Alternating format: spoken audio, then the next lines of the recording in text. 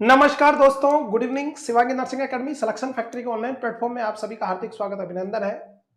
मैं Shivraj Singh Rathore, director Shivangi nursing academy, nursing student RRB Ajmer, ex nursing officer AIIMS Jodhpur AIIMS Delhi. आप सभी का हार्दिक स्वागत करता हूं, अभिनंदन करता हूं। आज एक ऐतिहासिक शुरुआत, जैसा कि आप यहाँ पे पिक में देख पा रहे हैं, एसएन एकेडमी की तरफ से रिकॉर्ड बेटा 45 डेज का Mahakumbh special rapid revision batch start किया गया है। और ये जो रैपिड रिवीजन बैच है बच्चों, ये महाकुंभ स्पेशल जो बैच है बेटा, ये इस बार नया पार लगाएगा। अपनी रैपिड रिवीजन बैच है जो अपने नोट सेट 8 को टारगेट करेगा, आने वाले आरआरबी के एग्जाम को, ईएसआईसी को, डीएसएसबी को, एसजीपीजीआई को, अपकमिंग सीआरई को, नोट सेट 9 को, सबको टारगेट करेगा। ये जो बैच है बच्चों, ये 22 फरवरी 2025 से आपका शुरू हो रहा है, यानी आज से शुरू हो रहा है। इसमें लगभग अपन 300 से 400 इंपोर्टेंट टॉपिक कवर करेंगे। तो आपका जो सीरीज है उसका नाम 200 इंपोर्टेंट सीरीज है, लेकिन इसमें लगभग 400-500 टॉपिक अपन कवर करेंगे विद थ्योरी एंड एमसीक्यू। सारी सब्जेक्ट को अपन यहाँ पे इंक्लूडिंग नॉन नर्सिंग को इंक्लूड करेंगे। 50 live CBT on NORCET pre plus mains आपको पैटर्न पे टेस्ट मिलेंगे इसके अंदर। इसके अलावा डेली 3 से 4 आवर्स की क्लासेस, आपको टोटल लगभग 150 से 200 आवर्स की क्लासेस मिलेगी। बैच ज्वाइन करने के लिए कुछ भी नहीं करना आपको, हमारा शिवांगी। और इसकी जो प्राइस है, मात्र बच्चों तुम्हारे चाय पानी का खर्चा रखा गया है। इस बार टारगेट है एसएमए से जम के फाइनल सिलेक्शन हो, किसमें? नोटसेट प्री प्लस मेंस में आपका बेटा नोट सेट 7-8 जो आपका है बेटा, वेरी इंपॉर्टेंट, उसमें जम के सिलेक्शन हो आपको, तो उसको अपन टारगेट करेंगे। 1099 रुपए मात्र फीस रखी गई है। ये जो बैच ज्वाइन करने के लिए आप 8368 को कॉन्टेक्ट कर सकते हैं। इसके लिए आपको कुछ नहीं करना, शिवांगी नर्सिंग एकेडमी का प्ले स्टोर से आपको ऐप डाउनलोड करना है। अगर आप आईओएस यूजर है तो माई इंस्टीट्यूट नाम से सर्च करना है, और इंस्टीट्यूट के नाम पे आपका बेटा ओआरजी कोड अगर पूछे तो ओआरजी कोड में लिख देना बेटा PLKLSU आरिवास में, और डायरेक्ट आप स्टोर में जाए, और स्टोर में जो 1099 रुपए वाला कोर्स है 1099 वाला, वो आप कोर्स ज्वाइन कर सकते हैं। चलिएगा क्लासेस की शुरुआत करते हैं बेटा। यस, आज अपन यहाँ इंपॉर्टेंट टॉपिक पढ़ेंगे। ये सीरीज ऑलरेडी चल रही है लगभग। नेक्स्ट अपन जो सीरीज में अपन fetal blood circulation, GERD, ascariasis, hookworm, guinea worm, SOFA score and quick SOFA score के बारे में अपन जानेंगे बच्चों। तो क्या है, इन सब के बारे में अपन जानेंगे। बहुत इंपॉर्टेंट क्लास है। लेक्चर की शुरुआत करते हैं अपन। पहला आपका टॉपिक अपन बात करेंगे आज फीटल सर्कुलेशन के बारे में। सभी को गुड इवनिंग, गुड मॉर्निंग, सभी को सत श्री अकाल, राम राम, खमा गणी बच्चों। फीटल सर्कुलेशन के बारे में बात करेंगे। हर बार एग्जाम में यहाँ से क्वेश्चन बनता है, तो उसके बारे में अपन जानेंगे। ये जो नोटसेट के लिए मैं ये सीरीज करवा रहा हूँ, जो मैंने स्पेशली काफी दिनों से इसकी तैयारी करी है, पिछले काफी समय से इस पे लगाऊं कि मैं लास्ट टाइम में रिवीजन करूंगा। इसमें वो टॉपिक में कंसर्न करूंगा जो पिछली 6-7 नोटसेट में पूछे गए और जहां से बार बार रिपीट हो रहे हैं। उन पूरे टॉपिक को निचोड़ निकाल देंगे बच्चों। 150 से 200 घंटों में पूरा सिलेबस कर लेंगे। अगर आपने कोचिंग कर ली है तो भी आपके लिए सूटेबल है, आपने नहीं भी करी तो भी सूटेबल है। और इस बैच के साथ जुड़ जाइए, अपने दोस्तों को भी जोड़िए और अपने नर्सिंग ऑफिसर के बनने को सपनों को सच कीजिएगा। चलेगा, फीटल सर्कुलेशन से रिलेटेड अपन यहाँ टॉपिक डिस्कस करेंगे। पहला क्वेश्चन आपकी स्क्रीन पे बच्चों। क्वेश्चन कहता है कि nurse is assessing A newborn circulation, which of the following is normal finding in the first few hour after the birth. एक न्यूनेटल बेबी है, उसका न्यूबॉर्न सर्कुलेशन को नर्सिंग ऑफिसर असिस्ट कर रही है first few hours of the delivery, यानी delivery के 2-4 घंटे में। क्या आपका बेटा साइन सिम्टम नॉर्मल फाइंडिंग को इंडिकेट करता है? पहला, द डक्टस आर्टरोसिस इज क्लोज्ड, कि डक्टस आर्टरोसिस क्लोज हो जाएगा। The foramen Oval is open, कि फोरामेना ओवल ओपन रहेगा। The ductus venosus is close, कि डक्टस विनोसिस क्लोज हो जाएगा। या the pulmonary artery has high pressure, कि पल्मोनरी आर्टरी का प्रेशर है वो हाई रहेगा। बताइए बच्चों कौन सा ऑप्शन सही है आपका? यहाँ पे थोड़े यूनिक क्वेश्चन बनेंगे जो नोटसेट पे आधारित होंगे, और इंडिया का कोई भी एग्जाम इस आप नोटसेट ही नहीं, ईएसआईसी, आरआरबी, सीए तो सब क्लियर कर सकते हैं, क्योंकि मैंने हर लेवल का क्वेश्चन डाला। और लास्ट नोटसेट में आप देख रहे हैं पेपर का जो पैटर्न है वो एक तरह से ईएसआईसी टाइप के आने लग गया, तो उतना टफ भी नहीं आता, उतना इजी भी नहीं आता। कंबाइंड पूछते तो अपन सारा डिस्कस करेंगे।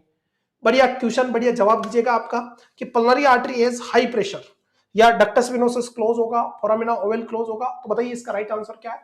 तो सिंपली बात करते बेटा, इस क्वेश्चन का आंसर तो राइट तो है बच्चों। क्या? The foramina oval is open, very important. Normal finding है after few hour after birth is आरिवास में, कि क्या होगा आपका? द फोरामिना ओवल क्या रहेगा? ओपन रहेगा बच्चों। Gate my point? Few hours तक इसको भी डिस्कस करेंगे। डक्टस आर्टरोसिस क्लोज होना आपका, the ductus venosus is close, the pulmonary artery has high pressure. उल्टा हाई प्रेशर ना हो कि प्रेशर क्या हो जाएगा?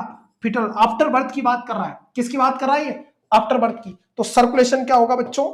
वेरी इंपॉर्टेंट, स्टार्ट होगा, इसलिए पल्मोनरी जो प्रेशर है वो डिक्रीज होगा, इंक्रीज नहीं होगा। तो अपन इसके बारे में जानते हैं फीटल सर्कुलेशन है क्या। देखिएगा पहले तो, अगर आप इस तरह की इमेज देखते हैं, अगर आप इस इमेज में देखते हैं, देखिएगा ये मां का प्लेसेंटा दिखा गया है, यहां से अम्बिलिकल आर्टरी और अम्बिलिकल वेन ओरिजिन हो रही है। देखिएगा ये जा रही है अम्बिलिकल वेन बच्चों, और आपको बताया कि फीटस के अंदर अम्बिलिकल वेन कौन सा ब्लड कैरी करती है, ऑक्सीजन ब्लड कैरी करती है। गड़बड़पूर्ण लगभग आपका 400 ml पर मिनट के हिसाब से, जिसमें 60-70% ऑक्सीजन कंसंट्रेशन होती है। अम्बिलिकल वेन ब्लड को आपको कैरी करती है और बेबी के लीवर को बाईपास करते हुए, आरिवास में लीवर को ना देके बाईपास करते हुए अम्बिलिकल वेन सीधा किससे, इंफीरियर वेन कवा से कनेक्ट दिखाई गई है। इंफीरियर वेन कवा से ये किसमें खुलता ब्लड, राइट एट्रियम में। अरे किसमें खुलता बच्चों, राइट एट्रियम में।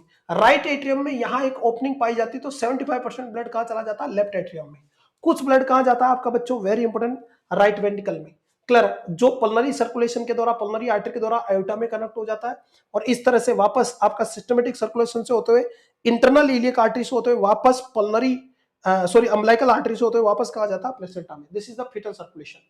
अब अपन यहां जान लेते हैं कि फीटल सर्कुलेशन है क्या बच्चों, वेरी इंपोर्टेंट। जो आज अपन टॉपिक डिस्कस करने वाले हैं उस टॉपिक का नाम है बच्चों फीटल सर्कुलेशन। कौन सा प्यारो, fetal circulation, very important. Fetal circulation की अगर बात करें तो दो चीजें यहां पे अपन यहां डिस्कस करेंगे। मैटरनल प्लेसेंटा के बारे में जानेंगे, बहुत इंपॉर्टेंट टॉपिक है, अच्छे से पढ़ लेना। पूरी किताब पढ़ने से अच्छा है कि जो एग्जाम में आ रहा है उसको ढंग से पढ़ लो, आपका सिलेक्शन हो जाएगा। सिलेक्शन लेने के लिए बहुत ज्यादा पढ़ने की जरूरत नहीं, स्मार्ट बनने की जरूरत है। स्मार्ट का मतलब ये कि ना दो के आप क्रीम पाउडर लगा के आ जाओ, स्मार्ट बनने का मतलब क्या आता है वो पढ़ना जरूरी है आपका। Are you getting me? तो यहां पर अगर बात करें प्लेसेंटा की, किसकी बात करें, प्लेसेंटा की, तो प्लेसेंटा की अगर बात करें तो मैटरनल जो प्लेसेंटा है, वेरी इंपॉर्टेंट, वहां पे फीटल पार्ट ऑफ प्लेसेंटा में आपका बेटा कितना, लगभग 350 ml ब्लड होता है। कितना ml, कितना, 350 ml। और यही ब्लड बार बार क्या होता है, सर्कुलेट होता है और फीटस को आपको ऑक्सीजन सप्लाई करता है बच्चा। यहां पे दो ब्लड वेसल्स है, एक अम्बिलिकल वेन जो क्या कार्य करती है, ऑक्सीजनेट ब्लड कैरी करती है। कौन सा ब्लड, ऑक्सीजनल ब्लड कैरी करती है। और अम्बिलिकल जो आपकी वेन है, ये इसके नंबर कितने होते हैं, एक। और कौन सी बच जाती है, left umbilical when, right disappear हो जाती है, लेफ्ट बच जाती है 4 मंथ के आसपास। एक होती है आपकी कौन सी, अम्बिलिकल आर्टरी। अम्बिलिकल आर्टरी के नंबर कितने होते हैं बेटा, 2 होते हैं। Gate my point. और ये कौन सा ब्लड कैरी करती है, डी ऑक्सीजनेटेड ब्लड कैरी करती है। ये आप सभी जानते हो बेटा, कौन सा ब्लड कैरी करती है, डी ऑक्सीजन ब्लड कैरी करती है। अरे बस नंबर 2 होते हैं, ये आपको थोड़ा सा ध्यान रखना बच्चों। गेट माय पॉइंट, यानी डीएक्सनल ब्लड कैरी का मतलब फीटस से ब्लड को वापस कहां लाके देती है, फीटल पार्ट ऑफ प्लेसेंटा को। क्लियर है? और इसकी जो ब्रांच है that is the internal iliac artery. कौन सी आर्टरी, इंटरनल इलियक आर्टरी के थ्रू वापस आके किसमें अटैच होती है, ये very very important, internal iliac artery बनती है। इंटरनल इलियक आर्टरी फिर आगे जाके अम्बिलिकल आर्टरी बनाती है, और अम्बिलिकल आर्टरी दोनों जाके किसमें मर्ज हो जाती है, वापस प्लेसेंटा के अंदर। Very important. तो ये आपको तो एक नॉर्मल इंट्रोडक्शन तो ये है। अब फीटल सर्कुलेशन की बात करते हैं कि कैसे फीटल सर्कुलेशन होता है आपका। तो ये बात करते हैं कि मां का प्लेसेंटा बच्चों, और प्लेसेंटा के अंदर बेटा 350 ml आपका फीटल पार्ट ऑफ ब्लड है। यहां से एक ब्लड वेसल्स निकलती है, उसको अपन बोलते हैं अम्बिलिकल वेन। और ये अम्बिलिकल वेन जो है वो कौन सा ब्लड कैरी करती है, ऑक्सीनेट।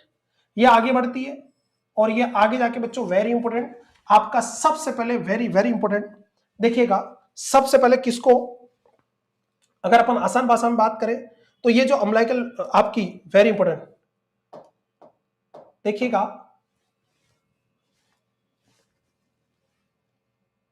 अम्बिलिकल जो वेन है ये आपके आगे की तरफ चलेगी, और आगे की तरफ जाके सबसे पहले बेटा वेरी इंपॉर्टेंट पहला एक ऑर्गन है उसको बाईपास करेगी, दैट इज लीवर। ये जो ऑर्गन है किसको बाईपास कर रही है, लीवर को।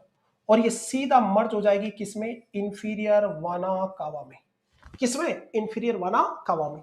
तो बात करें प्लेसेंटा से ब्लड चला, umbilical vein blood oxygenal blood carry कर रही है, और ये जो ऑक्सीजनल ब्लड कैरी हो रहा है ये लीवर को बाईपास करेगा और किसमें मर्ज हो जाएगा, इंफीरियर वाना कावा में। ये जो बाईपास कर रहा है लीवर को, ये जो डक्ट बनी यहां पे, इसे क्या बोलते हैं, डक्टस विनोसम। क्या बोलते हैं बच्चों, डक्टस विनोसम। तो पहली स्ट्रक्चर जो बनी वो डक्टस वेनोसम, जो जिसने किसको बाईपास किया, किसको, लीवर को बाईपास किया बच्चों। क्योंकि अगर अम्बिलिकल वेन अगर लीवर को ब्लड दे देती तो यहां लीवर का डीऑक्सीजनल ब्लड मिक्स हो जाता, तो इंफीरियर वेन का डीऑक्सीजनल ब्लड होता। लेकिन इसने बाईपास किया तो अम्बिलिकल वेन में ऑक्सीजनल ब्लड कहां गया, इंफीरियर वाना कावा में। और इंफीरियर वाना कावा से ब्लड सीधा कहां गया आपका बेटा, वेरी वेरी इंपोर्टेंट, आपका लवली हार्ट में। और हार्ट के सबसे पहले कौन से चैम्बर में, that is very very important, right atrium में। तो ध्यान रखना, फीटल लाइफ में right atrium oxygen blood receive करता है, जबकि अडल्ट लाइफ में राइट एट्रियम डीऑक्सिनल ब्लड रिसीव करता है, जबकि अडल्ट में ऑक्सिनल ब्लड कौन, लेफ्ट एट्रियम रिसीव करता है। दो तीन छोटे छोटे क्वेश्चन में ध्यान रखना इस बात को। तो यहाँ पे कौन सा ब्लड, अरे बात राइट एट्रियम ने कौन सा ब्लड रिसीव किया, ऑक्सिनल ब्लड रिसीव किया। यहाँ जो राइट एट्रियम और लेफ्ट एट्रियम है, ये राइट वेंट्रिकल और ये कौन सा लेफ्ट वेंट्रिकल के इनके बीच में एक ओपनिंग होती है नेचुरली, इस ओपनिंग को अपन बोलते हैं फोरामिना ओवेल। क्या बोलते हैं प्यारो, फोरामिना ओवेल। मैं समरी बता दूंगा लास्ट में, डोंट वरी, इसको अच्छे से सीखना, 100% यहां से क्वेश्चन आता है। फोरामिना ओवेल पाया जाता है। तो राइट एट्रियम से ब्लड चला और लगभग 75% ब्लड, ऑक्सीजन ब्लड कहां चला गया, लेफ्ट एट्रियम की तरफ, क्लियर है। और 25% जो ब्लड है वो कहां आया, राइट वेंट्रिकल की तरफ। क्या माय पॉइंट, यहां पे एक आपका वेरी इंपॉर्टेंट कौन सी स्ट्रक्चर बनती है, पल्मोनरी आर्टरी। कौन सी आर्टरी, पल्मोनरी आर्टरी। क्या माय पॉइंट, तो जो राइट एट्रियम से ब्लड कहां चला गया, लेफ्ट एट्रियम में, आरिवास में, फोरामिना ओवेल के थ्रू। क्या माय पॉइंट, और इसने किसको, अब वैसे ये ब्लड राइट एट्रियम से राइट वेंट्रिकल से पल्मोनरी आर्टरी से लंग्स, और लंग्स से कहां जाना चाहिए था, लंग से कहां जाना चाहिए था, लेफ्ट एट्रियम की तरफ, लेकिन इसने बाईपास किया किसको, बाईपास किसको किया, लंग्स को, और कहां पहुंच गया, लेफ्ट एट्रियम में। लेफ्ट एट्रियम से ब्लड आपका पंप होकर कहां पहुंचा, लेफ्ट वेंट्रिकल से। लेफ्ट वेंट्रिकल से कहां जाएगा आपका बेटा, अयोटा में। मैं यहां जगह नहीं है तो यहां बना रहा हूं अयोटा में, तो अयोटा को बेटा बाबा वेरी इंपॉर्टेंट, अयोटा की तरफ जाएगा। क्या माय पॉइंट, आरिवास में। तो 75% ब्लड अयोटा में सिस्टमेटिक सर्कुलेशन में चला गया। अरे किस में चला गया, सिस्टमिक सर्कुलेशन, बॉडी के अंदर हो गया, आरिवास में। लेकिन कुछ ब्लड जो राइट एट्रियम से लेफ्ट एट्रियम में गया, कुछ ब्लड कहां गया, राइट वेंट्रिकल। राइट वेंट्रिकल से क्या जाएगा, पल्मोनरी आर्टरी में। बट फीटल लाइफ में लंग्स क्या है, नॉन फंक्शनिंग है, फीटल नॉन फंक्शनिंग लंग है, फीटल लाइन में लंग्स फंक्शन नहीं करते हैं।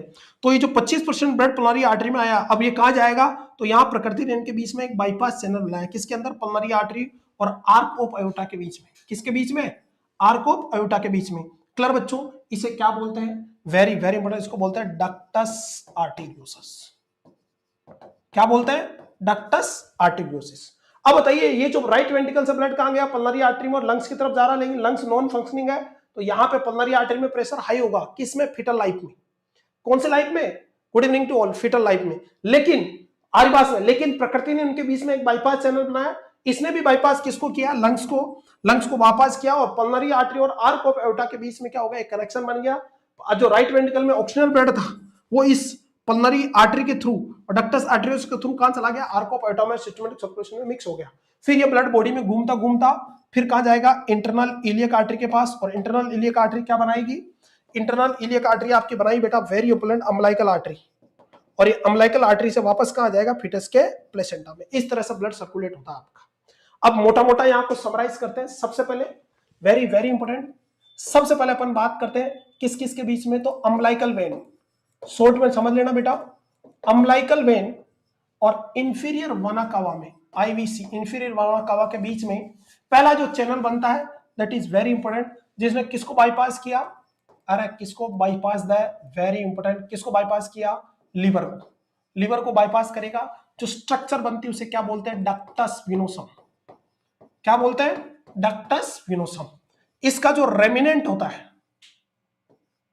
रेमिनेंट जो बचता है, इसे क्या बोलते हैं, लिगामेंटम लगा दो, लिगामेंटम विनोसस।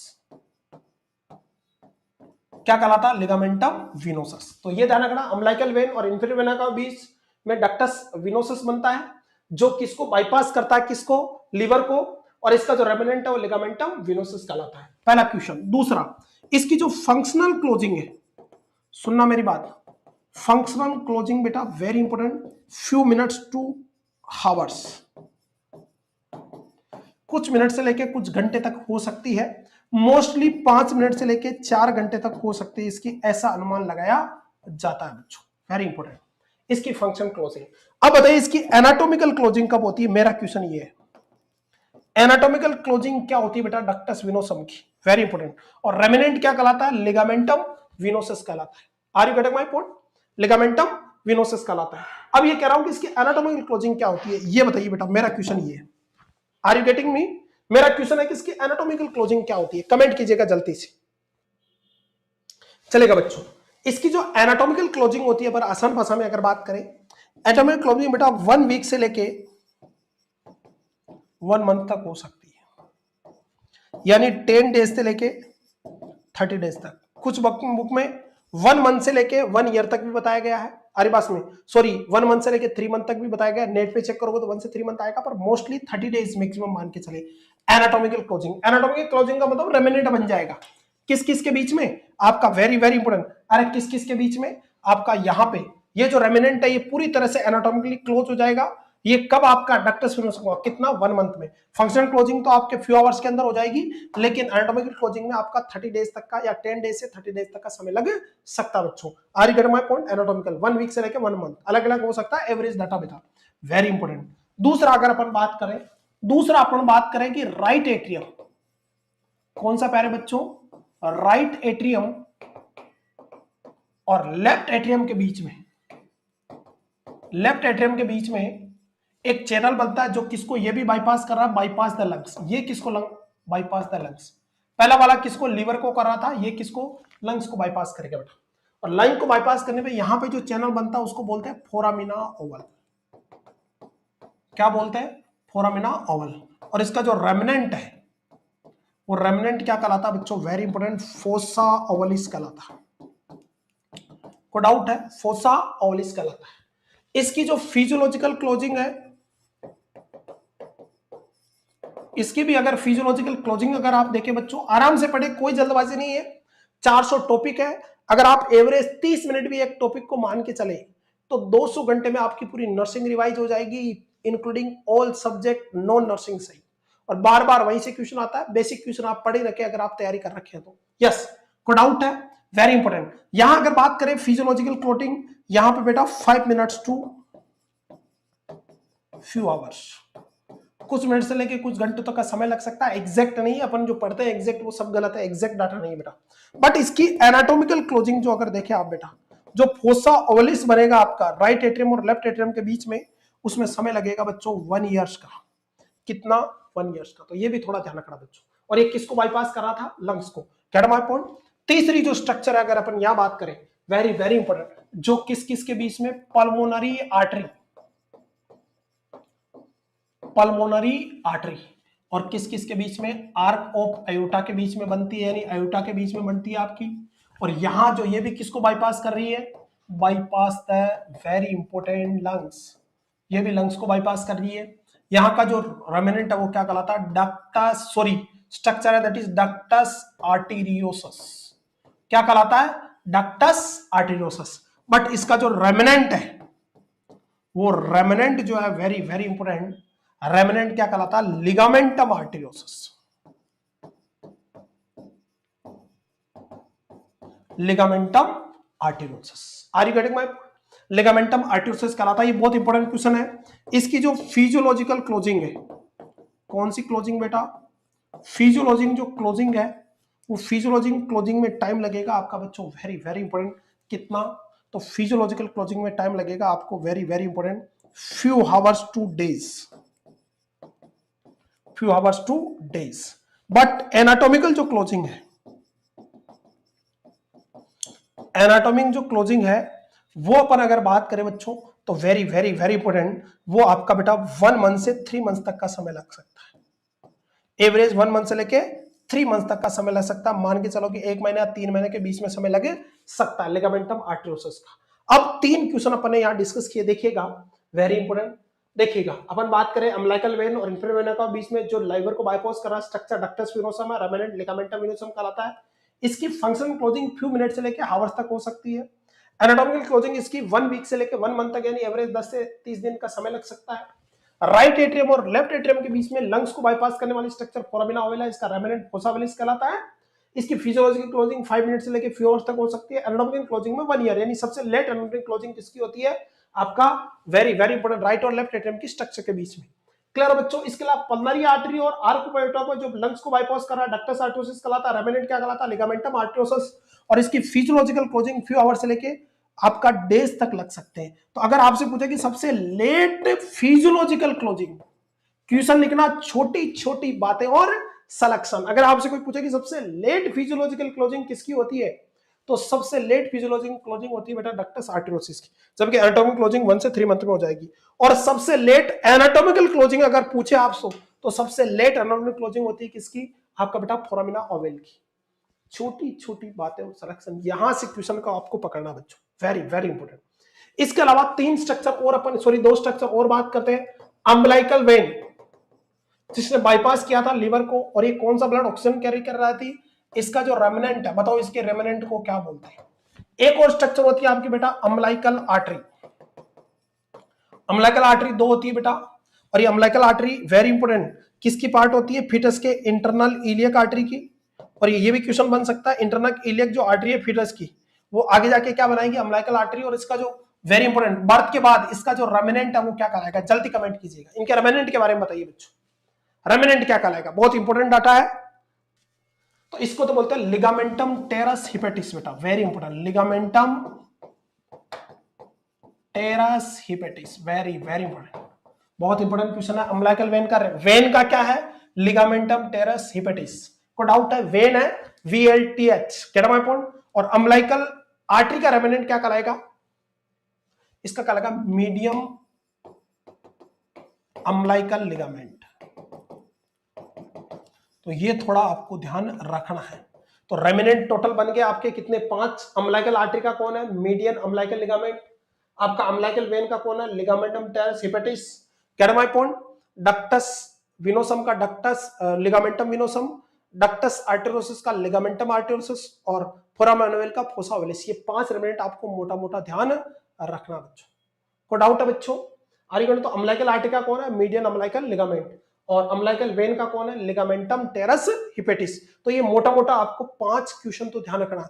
सबसे लेट एनाटॉमिकल क्लोजिंग होती है किसकी, very very important, foramina Oval की 1 ईयर लगता है। और सबसे लेट फिजियोलॉजिकल क्लोजिंग आपका किसका, लिगामेंटम आर्टेरियोसिस की होती है, यानी डक्टस आर्टेरियोसिस की, कुछ दिन तक लग सकते हैं उसमें। तो ये आपको मोटा मोटा ध्यान रखना। ये बेटा फाइनल अपडेट डाटा बच्चों, are you getting my point. तो ये ही टोटल फीटल सर्कुलेशन है, ध्यान रखना बच्चों, ये रहा आपका वेरी इंपॉर्टेंट। अगर और इसको डीप देखो तो ये देखो, जो रेड कलर की है ये अम्बिलाइकल आर्टरी है, ये ऑक्सीजन ब्लड ले जा रही है बाईपास द लीवर।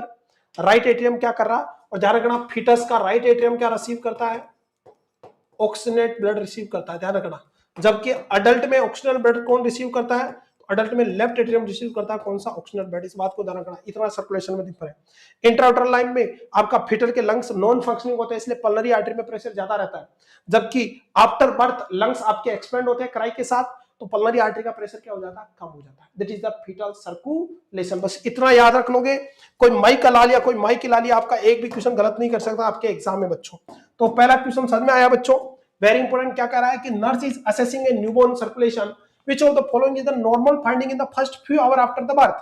तो क्या है, डक्टस आर्टेरियोसिस क्लोज, तो फ्यू आवर्स के अंदर डक्टस आर्टेरियोस नहीं, थोड़ा ये सबसे लेट क्लोज होने वाला, फिजियोलॉजिकल क्लोजिंग थोड़ा लेट होता है, फ्यू डेज तक भी लग सकते हैं। The foramina well is open, तो फोरामिना वेल भी कुछ आवर्स के अंदर ओपन रहेगा बेटा, पर आपका ये बहुत अर्ली बंद हो जाता है फोरामिना वेल, तो इसलिए एक्सेप्ट है बच्चों, very important, normal finding in the first few hour. Clear है। Next, the ductus venosum is close, ductus venosum में थोड़ा टाइम लगता है। सबसे पहले कौन क्लोज होता है, आपका फिजियोलॉजिकल जो क्लोजिंग है, सबसे पहले फिजियोलॉजिकल क्लोजिंग होती है किसकी, फोरामिना ओवल की, और एंटोमिक क्लोजिंग में 1 साल लगता है, ये सबसे लेट होता है एंटोमिकली, और फिजियोलॉजिकली अर्ली होता है। अगर ये ओपन है तो एबनॉर्मल है, ध्यान रखना। बाकी पल्मोनरी आर्टरी का प्रेशर हाई ना होके क्या होगा, डिक्रीज होगा, क्योंकि लंग एक्सपेंड हो जाते हैं, पल्मोनरी सर्कुलेशन आपका स्टार्ट हो जाता है बच्चों, इसीलिए। कोई डाउट है यहाँ पर। नेक्स्ट क्वेश्चन आपकी स्क्रीन पे बच्चों, जवाब दीजिएगा आराम से, यस। चलिएगा, what is the purpose of ductus arteriosus in fetal circulation, to increase blood flow to the lungs, to decrease blood flow to the lungs, to increase blood flow to the liver, या to decrease blood flow to the liver, बताइए बच्चों।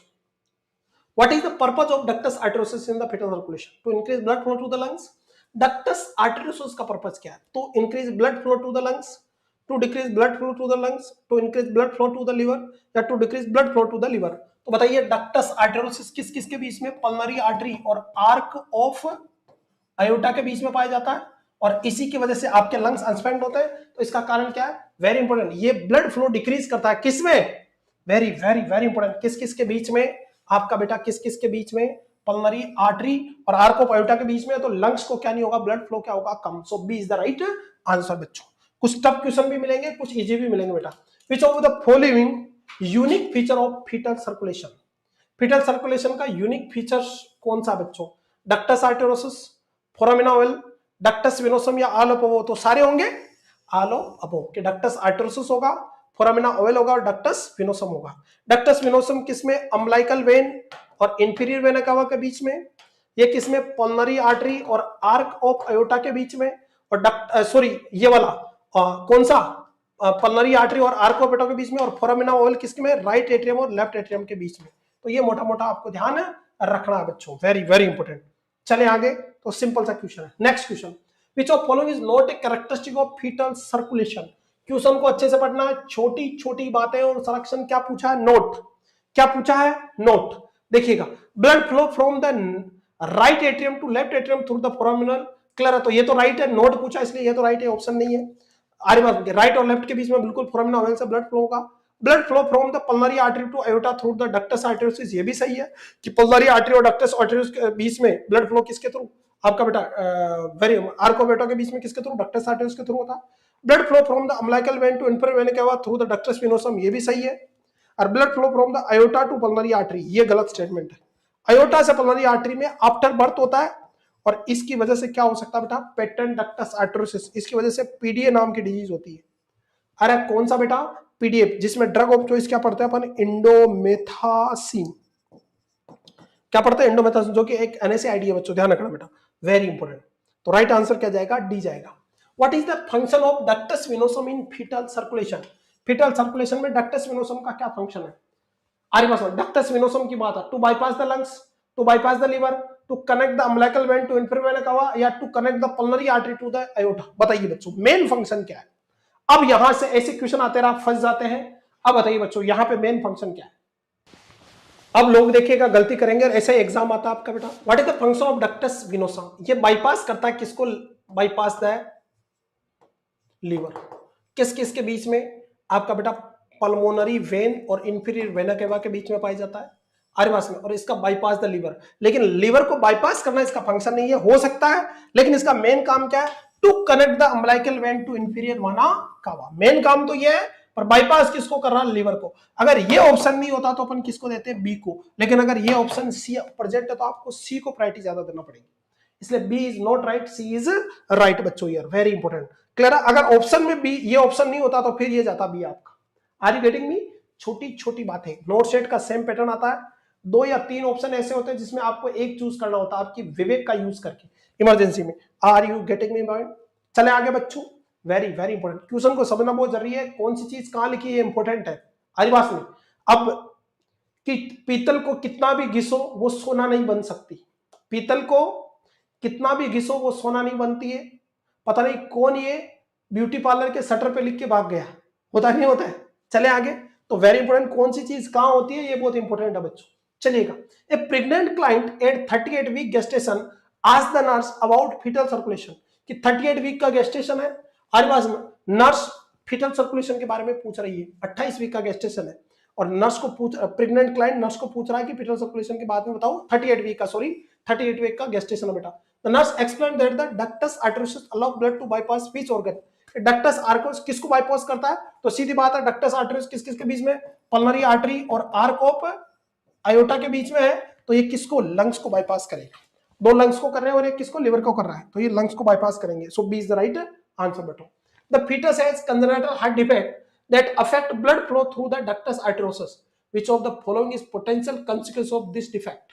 आरिवास में कि foetus congenital heart defect है, that blood flow through the ductus arteriosus, यानी उल्टा blood होगा, ductus आर्टेरियोस से पल्मोनरी आर्टरी में आएगा, जिसको अपन क्या बोलते हैं, PDA, and this is the asymptotic CSD. Get my point, अरे क्या है एसिम्प्टोटिक सीएसडी, अगर प्रॉपर क्लोज नहीं होता है बेटा, क्लियर है। तो increase blood flow to the lungs, की लंग्स को ब्लड फ्लो बढ़ेगा इससे, decrease blood flow to the lungs, increase blood flow to the systematic circulation, या decrease blood flow to the systematic circulation. बताइए, बहुत प्यारा क्वेश्चन बच्चों, कहना क्या चाह रहा है, ये तुम्हारा लवली लीवर है, आपका राइट वेंट्रिकल है, पल्मोनरी आर्टरी में ब्लड पंप किया, ये आर्को ऑफ अयोटा, इनके बीच में कौन है, ductus arteriosus. Normally intrauterine line में क्या होगा, पल्मोनरी आर्टरी से ऑक्सीजनेट ब्लड किधर, इस सिस्टमैटिक सर्कुलेशन के डीऑक्सीजनेट ब्लड में जाएगा आपका बेटा, यानी ऑक्सीजन में होगा। लेकिन आफ्टर बर्थ ये ऑक्सीजन ब्लड किसके अंदर, पल्मोनरी आर्टरी के डीऑक्सीजनेट में मिले, उल्टा चले ब्लड, इसको पीडीए बोलते हैं। यानी आर्क ऑफ अयोटा से ब्लड कहां आ रहा है, पल्मोनरी आर्टरी में, आर्क ऑफ अयोटा में ऑक्सीजनेट ब्लड है, और पल्मोनरी आर्टरी में आफ्टर बर्थ कौन सा होता है, डीऑक्सीजनेट ब्लड है, ऑक्सीजन और डीऑक्सीजनेट मिल रहा है आरिवास में, तो कौन सा आपका एसिम्प्टोटिक सीएसडी होगी। तो इसमें मेन दिक्कत क्या होगी बच्चों, very important, decrease blood flow to the lungs, कि लंग्स को ब्लड फ्लो बढ़ेगा, कमबख्त तो बढ़ेगा भैया। Increase blood flow to the lungs, increase blood flow to the systematic circulation या decrease blood flow to the systematic circulation? बताइए बच्चों। बहुत बढ़िया क्वेश्चन है, बहुत डीप क्वेश्चन है, धुआं निकाल देंगे आपके ऐसे क्वेश्चन। ये जो आप पढ़ते आए हो ना, रेमिनेंट पेमेंट ऐसे क्वेश्चन नहीं है, लेवल की क्वेश्चन है बेटा, एसएन एकेडमी है ये। चलिएगा, और इस बार नोट सेट क्लियर कराने की कसम खाई है मैंने आपके लिए, जान लगा देंगे इन 45 दिनों में, धुआं निकाल देंगे पूरा। चलिएगा, a fetus has a congenital heart defect that affect blood flow through the ductus arteriosus. Which of the following is the potential consequence of this defect? Increase blood flow to the lungs, decrease blood flow to the lungs, increase blood flow from the, तो right answer क्या जाएगा बच्चों? ये बच्चों कुछ लोग ही सही जवाब दे रहे हैं बेटा, बताइए। आप प्रैक्टिकली सोचिएगा बच्चों, वेरी इंपोर्टेंट। देखिएगा, अगर आपका बाईपास चैनल रहेगा किस किस के बीच में, राइट वेंट्रिकल, पल्मोनरी आर्टरी और ये आर्क ऑफ अयोटा, आर्यवास में, इनके बीच में चैनल रहेगा, तो आर्क ऑफ अयोटा से जो सिस्टमेटिक सर्कुलेशन ऑफ ब्लड कहां जाएगा? पल्मोनरी आर्टरी में। तो आपका लंग्स को ब्लड फ्लो बढ़ेगा, लेकिन सिस्टमेटिक सर्कुलेशन में ब्लड फ्लो क्या हो जाएगा? डिक्रीज हो जाएगा। अरे क्या होगा? डिक्रीज हो जाएगा। इसलिए देखिएगा, इनके ये भी सही है और ये भी सही है, लेकिन प्रायोरिटी किसको देना है? डी को। यही नोट सेट का पैटर्न है कि आपको एग्जैक्ट राइट चूज करना है। देखो क्या हो रहा है, ये कह रहा है कि बात कर रहा है किसकी? पीडीए की। पीडीए में क्या होगा कि आपका हाई प्रेशर आफ्टर बर्थ की बात करें, आफ्टर बर्थ में क्या होगा? Arch of aorta, arch of aorta में प्रेशर ज्यादा है, तो यहाँ पे आर्क ऑफ अयोटा का ऑक्सीजनल ब्लड किधर जाए? पल्मोनरी आर्टरी के डिऑक्सीजनल ब्लड की तरफ मिक्स हो, तो एसिडोटिक सीएसडी हो गई। तो आर्क ऑफ अयोटा में आफ्टर बर्थ प्रेशर ज्यादा है, पल्मोनरी आर्टरी में कम है, तो आफ्टर बर्थ ये ब्लड किधर जाएगा? लंग्स की तरफ। तो लंग्स में पल्मोनरी फ्लो बढ़ेगा, लेकिन सिस्टमेटिक सर्कुलेशन में ब्लड फ्लो क्या हो जाएगा? कम। तो दोनों सही है बेटा, ए भी सही है और डी भी सही है, लेकिन प्रायोरिटी किसको देना? डी को देना। D is the best answer. तो यही आपको चूज करना बच्चों, very important. Where does the foramina oval allow blood to flow in fetal circulation? Foramen ovale किस किस के बीच में? सिंपल पूछ रहा, from right atrium to left atrium, ये सही है बेटा। From left to right atrium गलत है ये। दिस अगर ऐसा होता तो this is the atrial septal defect. From right ventricle to left ventricle लेना देना नहीं है। इसकी वजह से क्या हो सकता है? वेंट्रिकुलर सेप्टल डिफेक्ट, जो मोस्ट कॉमन टाइप की साइनोटिक एसाइनोटिक या मोस्ट कॉमन टाइप की कंजेनिटल हार्ट डिजीज होती है, VHD. From the left ventricle to right ventricle, को डाउट है? समझ मेरी बात? ये भी नहीं होगा आपका बच्चों, वेरी इंपोर्टेंट। तो यहाँ पे ये होता है वैसे वीएसडी, ये है बेटा कि लेफ्ट वेंट्रिकल से कहा हाई प्रेशर, राइट वेंट्रिकल में वीएसडी कहलाता है, और ये एक तरह की क्या है? Asymptotic CSD, most common type की वीएसडी। तो ये भी नहीं होगा। राइट आंसर क्या? From right atrium to left atrium, तो A is the right answer यहाँ पे। यस बच्चों, next, a newborn is circulation is transitional from fetal to adult circulation. Fetal से अडल्ट सर्कुलेशन में बदल रहा है आपका, क्लियर है? किसका? न्यूबॉर्न का फीटल का सर्कुलेशन अडल्ट की तरफ बदल रहा है। Which of the following is the normal finding during transition? यानी फीटल लाइफ में जो सर्कुलेशन था वो अडल्ट के सर्कुलेशन की तरफ हो रहा था। कौन सा नॉर्मल फाइंडिंग के बच्चों? पहला, the pulmonary artery pressure decrease, the pulmonary artery pressure increase, the ductus arteriosus close, या फोरामिना ओवल ओपन्स? बताइए बच्चों, जल्दी कमेंट कीजिएगा। यस, और मेहनत करें बेटा, छोटे मोटे इधर उधर भटके नहीं। जिन लोगों की मंजिलें पहाड़ों तक जाती है वो रास्ते के लॉलीपॉप नहीं चूसा करते हैं। जिंदगी में अगर नोट शीट क्लियर करने का या बड़ा एग्जाम क्लियर करने का सपना है तो इधर ना भटके, एग्जाम रोज ही होंगे, लेकिन पहले आप तैयारी करो। अब्राहम लिंकन ने कहा कि मुझे अगर 8 घंटे पेड़ काटने के लिए दिए जाए तो 6 घंटे में अपनी कुल्हाड़ी की धार तेज करूंगा। यानी अपने हथियार पे काम करो, अपनी बौद्धिक क्षमता पे काम करो, अपना माइंड का लेवल बढ़ाओ, अपनी तैयारी कंप्लीट करो, फिर एग्जाम देने उतरो, फिर मजा आएगा। वरना हर एग्जाम देते रहोगे, 2-2, 4-4, 10-10 नंबरों से रहते रहोगे, कोई रिजल्ट नहीं आएगा। हमारी बात सुन, इसलिए तैयारी ऐसी हो कि तैयारी जीत की होता नहीं होता, माउंटेन ड्यू की तरह बेटा, डर के आगे जीत है बच्चों। Next, the pulmonary artery pressure decrease, हमारी बात सुन कि newborn circulation is transitioning from fetal to adult circulation, which of the following is the normal finding during the transition? the pulmonary artery pressure decrease, बिल्कुल ये होगा। क्यों? क्योंकि जैसे लंग्स एक्सपेंड होंगे तो ब्लड फ्लो लंग्स की तरफ बढ़ेगा, तो पल्मोनरी आर्टरी का प्रेशर कम होगा। The pulmonary artery pressure is increase, the ductus arteriosus close, या द फोरामिना ओवल ओपन? बताइए बच्चों क्या होगा? तो मेनली क्या होगा बच्चों यहाँ पे, वेरी इंपोर्टेंट, आफ्टर बर्थ बेटा पल्मोनरी आर्टरी प्रेशर क्या होगा? डिक्रीज होगा। आफ्टर क्या होगा? पल्मोनरी आर्टरी प्रेशर डिक्रीज होगा। क्यों? क्योंकि पहले फीटस के लंग कैसे थे? नॉन फंक्शनिंग, तो पल्मोनरी आर्टरी में प्रेशर ज्यादा था, लेकिन आफ्टर बर्थ जैसे क्राई करेगा, लंग एक्सपेंड होंगे तो लंग्स की तरफ ब्लड फ्लो पड़ेगा, और पल्मोनरी वेन से ब्लड कहां जाएगा? लेफ्ट एट्रियम में ऑक्सीजन ब्लड जाएगा, तो आपका तो यहाँ पे पल्मोनरी फ्लो बढ़ने से पल्मोनरी प्रेशर क्या होगा? कम। So A is the best answer here. अच्छा समझ गए आप लोग, बहुत बढ़िया जवाब है। A pregnant client asked the nurse about fetal circulation. The nurse explained that the ductus venosum connect to, ductus venosum किस किस को कनेक्ट करता है? umbilical artery to inferior vena cava। Simple सा क्वेश्चन है, हमारी बात sorry, B is the right answer. देखो जल्दबाजी करी, umbilical vein to inferior vena cava, पूरा पढ़ना, जल्दबाजी नहीं करनी, जोश में आके। अम्बिलिकल वेन से ले कहां पर, इंफीरियर वेना कावा के बीच में, B is the right answer. Which of the following remnant of the valve between the inferior vena cava and right atrium? inferior vena cava और right atrium के बीच में वाल्व बचता है, उस वाल्व को क्या बोलते हैं? अब बताइए, नया क्वेश्चन बेटा आपके पास, बड़ा प्यारा क्वेश्चन है। यस, चलेगा बच्चों। Which of the following remnant of the valve between the inferior vena cava and right atrium? नया क्वेश्चन बच्चों, ये राइट एट्रियम है और ये कौन है? इंफीरियर वेना कावा। यहां पे जहां इंफीरियर वेना कावा ओपन होती है तो यहां पे एक वाल्व का रेमिनेंट बनता है। हर बात में एक रेमिनेंट यहां पे बनता है जहां पे हार्ट की सबसे बड़ी वेन कोरोनरी साइनस खुलती है, ये हार्ट की सबसे बड़ी वीनस रिटर्न होती है। यहां पे एक बनता है, उसको तो बोलते हैं थेबेसियन वाल्व। कौन से वाल्व? कोरोनरी साइनस पे थेबेसियन वाल्व पाए जाते हैं। और इंफीरियर वेन का और राइट एट्रियम की यहां ओपनिंग होती है, यहां पे बेटा वेरी इंपॉर्टेंट यूस्टेकियन वाल्व पाए जाते हैं। कौन सा वाल्व? Eustachian valve. तो यहां पे जो रेमिनेंट है वो क्या कहलाएगा? यूस्टेकियन वाल्व कहलाएगा। अलग क्वेश्चन बेटा, इंफीरियर वेना कावा और किसके बीच में? राइट एट्रियम के बीच में। Get my point? Are you getting me बच्चों? समझ रहे मेरी बात? इंफीरियर वेना कावा और किस किस के बीच में? Right atrium, Eustachian valve. एक होती है यूस्टेकियन टेल, जो मिडल ईयर को किससे आपका आपका वेरी इंपॉर्टेंट आपका फेरिंग्स वाले एरिया को, नेजोफेरिंग्स वाले एरिया को जोड़ती है बेटा, ध्यान रखना आपको। क्लियर है? Get my point? चलिए आगे। तो A is the right answer, Eustachian valve. ये रहा Eustachian valve, very very important. ये रही इंफीरियर वेना कावा, अरे बात में ये इंफीरियर वेना कावा यहां खुली, ये जो वाल्व है that is the Eustachian valve. ये रहा राइट एट्रियम और लेफ्ट एट्रियम के बीच में कौन सा? फोसा ओवलिस। कौन सा? फोसा ओवलिस।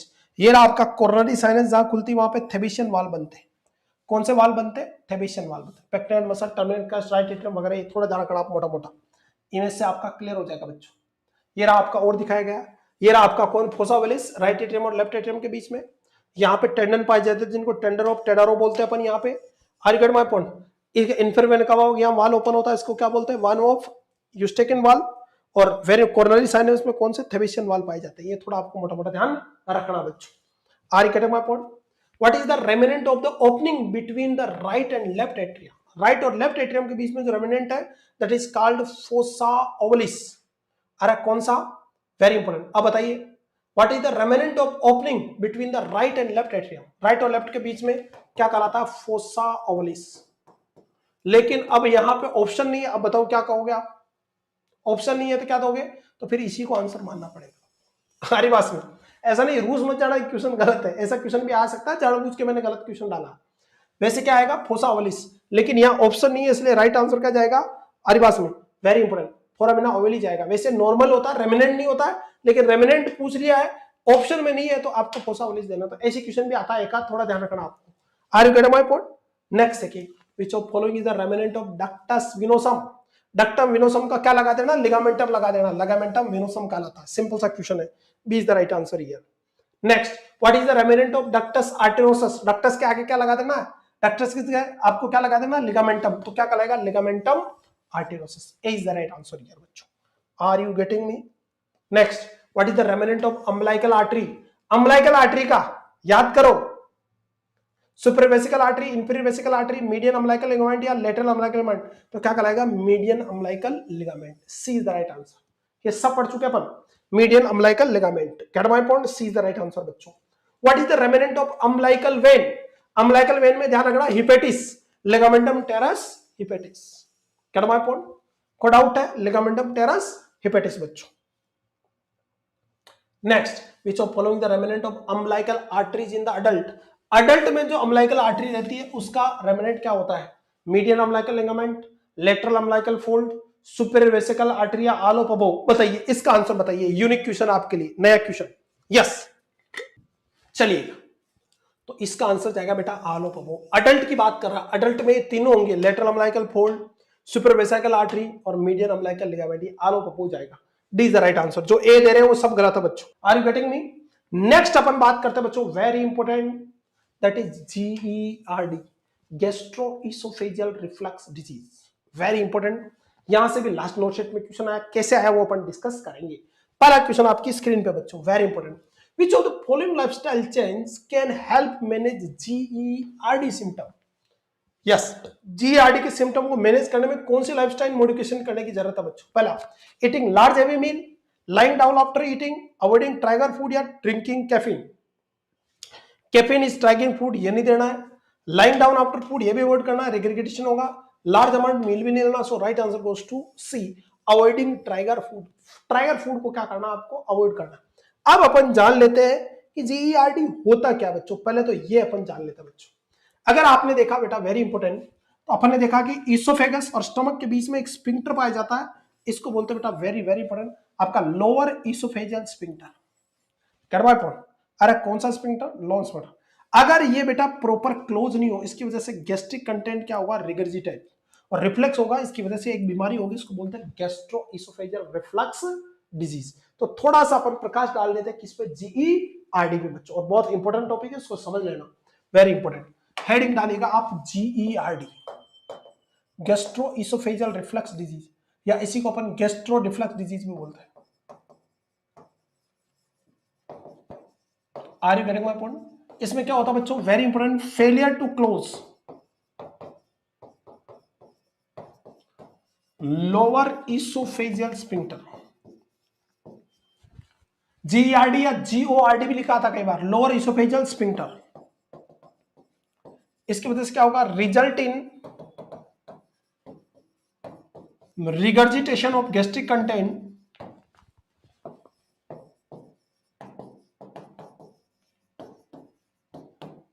कैरेक्टराइज बाय पायरोसिस देखने को मिलेगा आपको। क्या देखने को मिलेगा, पायरोसिस देखने को मिलेगा, वेरी इंपॉर्टेंट। इसके अलावा और क्या होगा, very very important, acid taste in mouth,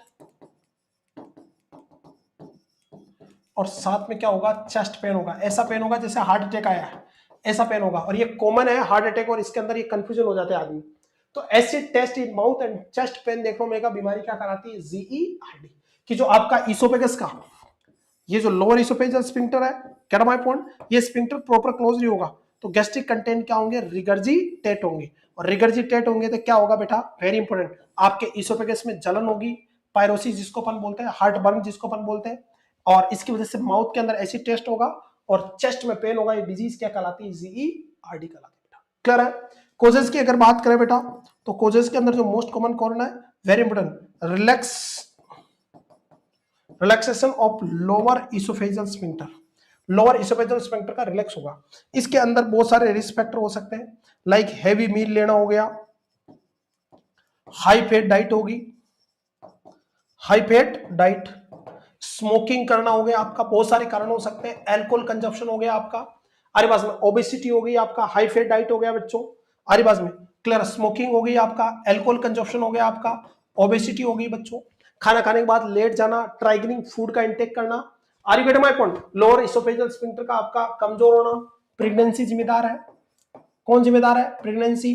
pregnancy में एक हार्मोन रिलीज होता है, वेरी इंपॉर्टेंट, जो जीईआरडी के लिए जिम्मेदार है वो प्रोजेस्टेरोन बेटा। कौन सा, मेनली प्रोजेस्टेरोन। अंडरलाइन करना, बहुत इंपॉर्टेंट क्वेश्चन है, ये क्वेश्चन भी आ चुका है कि फीमेल में पायरोसिस, हार्ट बर्न होते हैं क्यों, प्रोजेस्टेरोन हार्मोन बढ़ने से, और प्रेगनेंसी का मेन हार्मोन ही कौन है, प्रोजेस्टेरोन है, प्रेगनेंसी में बढ़ा रहेगा। ये लोअर इसोफेजियल स्फिंक्टर को क्या करेगा बेटा, लोअर इसोफेजियल स्फिंक्टर को रिलैक्स करेगा, और लोअर इसोफेजियल स्फिंक्टर रिलैक्स होगा तो गैस्ट्रिक कंटेंट रिगीगेट होगा, फीमेल को क्या होगा, प्रेगनेंसी के दौरान जीईआरडी के सिम्टम आने के चांस रहेंगे बच्चा। इसके अलावा एस्ट्रोजन हार्मोन भी जिम्मेदार है, लेकिन मेन कौन है, प्रोजेस्टेरोन हार्मोन। क्लियर बच्चों? इसके अलावा हाइटल हर्निया, कौन सा हर्निया, हाइटल हर्निया भी आपका जिम्मेदार है, किसके लिए बच्चों, जीईआरडी के लिए। कौन सी के लिए, हाइटल हर्निया। हाइटल क्या होता है, ये आपका इसोफेगस है और ये स्टमक है, यहां से कौन गुजरता है, डायफ्राम। तो डायफ्राम में यहां जहां से इसोफेगस गुजरती है, यहाँ के एक ओपनिंग है, इसको बोलते हैं हाइटल। कई बार आपका एब्डोमेन कंटेंट इस हाइटल वाले एरिया के थ्रू कहां, आपका एब्डोमेन कैविटी से कौन सी थोरेसिस कैविटी में चले जाते हैं, इसको हाइटल हर्निया बोलते हैं। और ये हाइटल हर्निया भी जिम्मेदार है किसके लिए, आपका बेटा किसके लिए, वेरी इंपॉर्टेंट, जीईआरडी के लिए। इसके अलावा कुछ ड्रग्स भी जिम्मेदार है, लाइक कैल्शियम चैनल ब्लॉकर, सीसीबीज। इसके अलावा very very important anti depressant, like tricyclic anti depressant हो गई आपकी, बेंजोडाइजिपिन्स हो गई, कौन हो गई, बेंजोडाइजिपिन्स हो गई, एस्प्रिन हो गई आपकी, एनएसएआईडी ड्रग हो गई। बहुत सारी ड्रग भी जिम्मेदार है किसके लिए, आपके calcium channel blocker, tricyclic, benzodiazepine, aspirin, NSAID, बहुत सारी ड्रग जिम्मेदार है किसके लिए, वेरी वेरी वेरी इंपॉर्टेंट, अरे किसके लिए बच्चों, किसके लिए? आपका किसके लिए? GERD के लिए। नेक्स्ट बात करते हैं अपन साइन एंड सिम्टम क्या है इसके, और इसको फिनिश करते हैं बेटा। साइन एंड सिम्टम की अगर आसान भाषा में बात करें, चले बच्चों, ये अडल्ट एज ओल्ड एज में किसी को भी हो सकता है बेटा। Male are more affected than female, agree with you बच्चों। नेक्स्ट साइन एंड सिम्टम की अगर बात करें तो जो क्लासिकल साइन सिम्टम है that is the pyrosis, that is called heartburn. क्या होगा? जैसे गैस्ट्रिक कंटेंट डिफिकल्ट होगा, एकदम क्या होगा? वेरी इंपॉर्टेंट, चेस्ट में क्या होगा? जलन होगा, ऐसा जैसे हार्ट अटैक आया, और इसकी वजह से सीवियर क्या होगा? चेस्ट पेन होगा बच्चों। Very very important. तो pyrosis is the most common symptom, heartburn. इसकी वजह से एकदम गैस्ट्रिक कंटेंट इसोफेगस में होगा तो लोरो एस्फेगस में ऐसी जबरदस्त जलन होगी बेटा, जैसे हार्ट अटैक आया इस तरह। क्लियर है? और उसको काउंटरैक्ट करने के लिए एकदम सलाइवा का सिक्रेशन होगा, तो वाटर ब्रशिंग, वाटर ब्रशिंग, एकदम मुंह में लार बनेगी, एकदम बहुत ज्यादा एक्सेसिव स्लाइवेशन देखने को मिलेगा आपको। वाटर ब्रश का मतलब एक्सेसिव स्लाइवेशन देखने को मिलेगा, तो ये भी आपको थोड़ा ध्यान रखना बच्चों। मोटा मोटा मैं आपको मेन चीजें बता देता हूँ। चेस्ट पेन होगा, आरिवास में, गेट माय पॉइंट। इसके अलावा एसिड टेस्ट इन माउथ होगा, माउथ में कैसा टेस्ट होगा बेटा? एसिड टेस्ट देखने को मिलेगा। Gate my point. मरीज को पाल्पिटेशन, टेकिकार्डिया वगैरह होगा, एस्पिरेटरी निमोनिया की रिस्क रहेगी। आरिवास में एब्डोमिनल पेन हो सकते हैं, चेस्ट पेन हो सकते हैं आपके। Are you getting my point? समझ में बात? इस तरह के सिम्टम आएंगे किस केस के अंदर बेटा? वेरी वेरी इंपॉर्टेंट, किसके अंदर? GERD के केस में। और भी बहुत सारे सिम्टम आते हैं। नेक्स्ट देखिएगा बच्चों, मैनेजमेंट की बात करें बेटा, डायग्नोस्टिक इवैल्यूएशन की बात करें तो हिस्ट्री और फिजिकल एग्जामिनेशन ले, प्रीवियस हिस्ट्री देख ले, फैमिली हिस्ट्री वगैरह कंफर्म जो कर लो आप, कर लो बेटा गैस्ट्रो ड्यूडिनो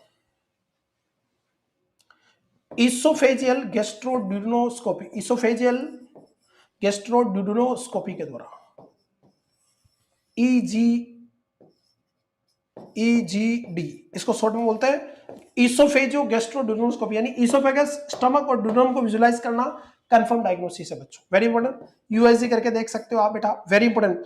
इसके अलावा आप क्या कर सकते हो? वेरी इंपॉर्टेंट, अगर गैस्ट्रिक कंटेंट एग्रीगेट होगा तो यहां से अपन सैंपल ले सकते हैं किसके? इसोफेगस के। तो इसोफेजियल पीएच चेकिंग, इसोफेगस है वहां पे जो सिक्रेशन है उसकी पीएच चेक करेंगे, अगर वो एसिडिक है तो इसका मतलब वो HCl है, गैस्ट्रिक कंटेंट ही है बच्चों। आरिवास में ध्यान रखना, barium meal X-ray contraindicated, ध्यान रखना बेरियम मील एक्सरे क्या है बच्चों? कॉन्ट्रा इंडिकेटेड है, ये सुन लेना मेरी बात, कोई ज्यादा फायदा नहीं करेगा। बाकी तो डायग्नोसिस वगैरह से आपको पता चल जाएगा। कंफर्म किससे होगा? इसोफेजियो गैस्ट्रोड्यूडिनोस्कोपी, EGD बोलते हैं उसको। USG बता सकते हैं, इसोफेजियल पीएच चेक कर सकते हैं। बेरियम मील एक्सरे क्या है? कॉन्ट्रा इंडिकेटर बच्चों। बात करते हैं अपन मैनेजमेंट की। मैनेजमेंट सबसे इंपॉर्टेंट बच्चों यहाँ पे, वेरी वेरी इंपॉर्टेंट। मैनेजमेंट में ध्यान रखना सबसे इंपॉर्टेंट है पोजीशन। अरे क्या चीज है बेटा? Position is very important. Got my point. अरे बस पोजीशन की अगर अपन आसान भाषा में बात करें तो जो बेस्ट पोजीशन है यहाँ पे, very important, reverse Trendelenburg position.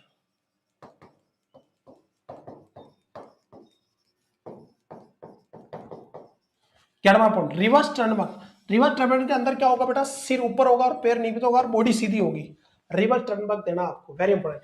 Avoid कौन कौन सी करनी है? तो अवॉइड एक तो टर्नलबर्ग, टर्नबर्ग अवॉइड करनी है, सुपाइन अवॉइड करनी है आफ्टर फूड, और कम से कम कितने? 3 आवर्स तक आपको अवॉइड करनी बेटा, कम से कम, very important. Supine position sitting में नहीं देनी है और स्टैंडिंग भी नहीं देनी है, सारी पोजीशन अवॉइड। अब आपको साथ सिटिंग और स्टैंडिंग में क्यों? क्योंकि इससे एब्डोमिनल पे प्रेशर पड़ता है बेटा, एब्डोमिनल प्रेशर बढ़ता है, और ये एब्डोमिनल प्रेशर बढ़ेगा तो GERD के सिम्टम और आएंगे बेटा, गैस्ट्रिक कंटेंट एग्रीगेट होगा। इसलिए टर्नबर्ग, सुपाइन, सिटिंग और स्टैंडिंग पोजीशन आपको नहीं देना है। आर यू गेटिंग मी बच्चों? अरे समझ में आया? और कौन सी देनी है? रिवर्स टर्नबर्ग, यानी सिर ऊपर और बॉडी को सीधे रखना है। अरे बस फाउलर हाउलर नहीं यूज करनी आपको, ना सिटिंग, ना स्टैंडिंग, ना सुपाइन आफ्टर फूड, ना टर्नबर्ग पोजीशन। आपको कम से कम ये 3 पोजीशन तो अवॉइड करनी है बेटो। क्लियर है? इसके अलावा वेरी इंपॉर्टेंट क्या करना है? स्मॉल फ्रीक्वेंट डाइट देनी है। क्लियर? दिन में लगभग 5 से 6 बार तक आपको फीड देने बेटा। क्लियर है? अवॉइड फूड आफ्टर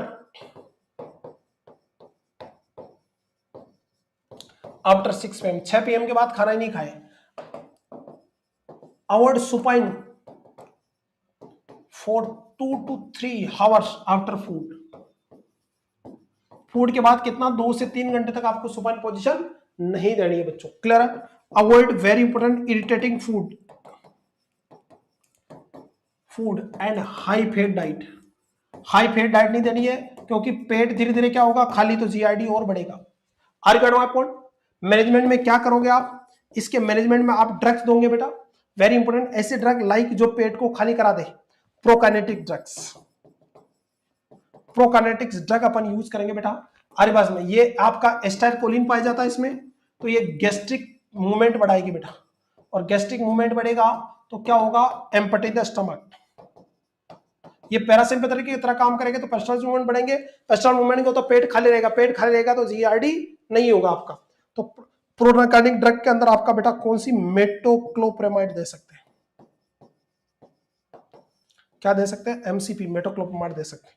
इसके अलावा एंटीमेटिक में डोमपेरिडोम दे सकते हैं आप, ये ड्रग भी अपन यूज कर सकते हैं। हैवी मील वगैरह को अवॉइड करना है, स्मॉल फ्रीक्वेंट डाइट लेनी है। डाइट के अंदर आपको क्या देना है, आप ऐसा डाइट दे दो जल्दी पेट को खाली कर दे, हाई कार्बोहाइड्रेट, क्लियर है। आरिवास में प्रोटीन भी हाई दे सकते हैं आप, आरिवास में ये दे सकते हैं बेटा, वेरी इंपॉर्टेंट, आरिवास में very important, avoid water after meal, खाना खाने के बाद पानी देना, but can given between meal, but can given between meal, very very important, meal के बीच में खाना दे सकते हो, आफ्टर नहीं देना है। खाना कब दे सकते हो, बीच में, मतलब 4 रोटी खा रहा है, 2 रोटी खाने के बाद पानी पिला दो, लेकिन 4 रोटी खाता है और 4 रोटी खाने के बाद तुमने पानी पिलाया तो वो अवॉइड करना है। तो ज्यादा फ्लूइड भी अवॉइड करना है, हाई कार्बोहाइड्रेट और हाई प्रोटीन देना, मतलब लो फैट देना, और इरिटेटिंग फूड को क्या करना है आपको अवॉइड, और पोजीशन आपकी इंपॉर्टेंट है यहाँ पे। ये मोटा मोटा आपको ध्यान रखना किसके बारे में, जीईआरडी के बारे में, और पोजीशन से रिलेटेड, और डाइट बहुत इंपॉर्टेंट है यहाँ पे। आर यू गेटिंग मी बच्चों, थैंक यू कपिल। चलेगा बच्चों, अब बात करते हैं इसके सर्जिकल मैनेजमेंट की बेटा। सर्जिकल मैनेजमेंट अगर बात करें अपन जीईआरडी की, तो जो सर्जिकल मैनेजमेंट है दिस इज द निसन्स फंडोप्लिकेशन। इसमें क्या करेंगे बेटा, जो वेरी वेरी इंपॉर्टेंट आपका जो फंडस ऑफ स्टोमक है,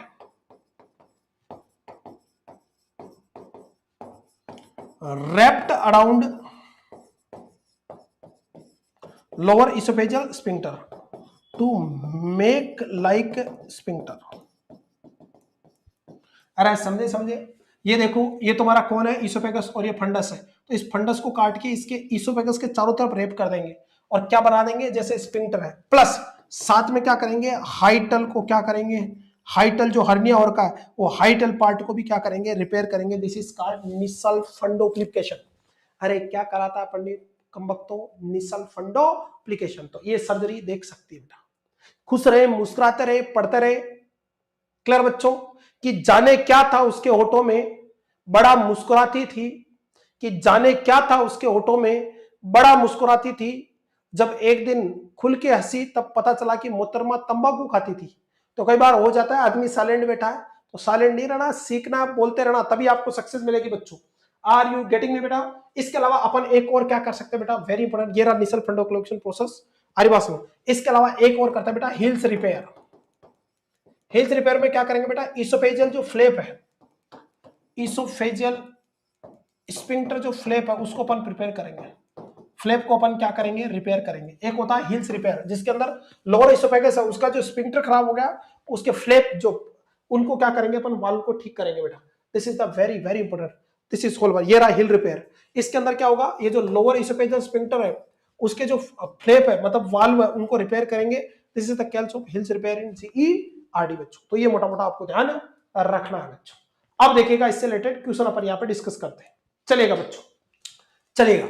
What is the name of the muscles that separate the esophagus and stomach?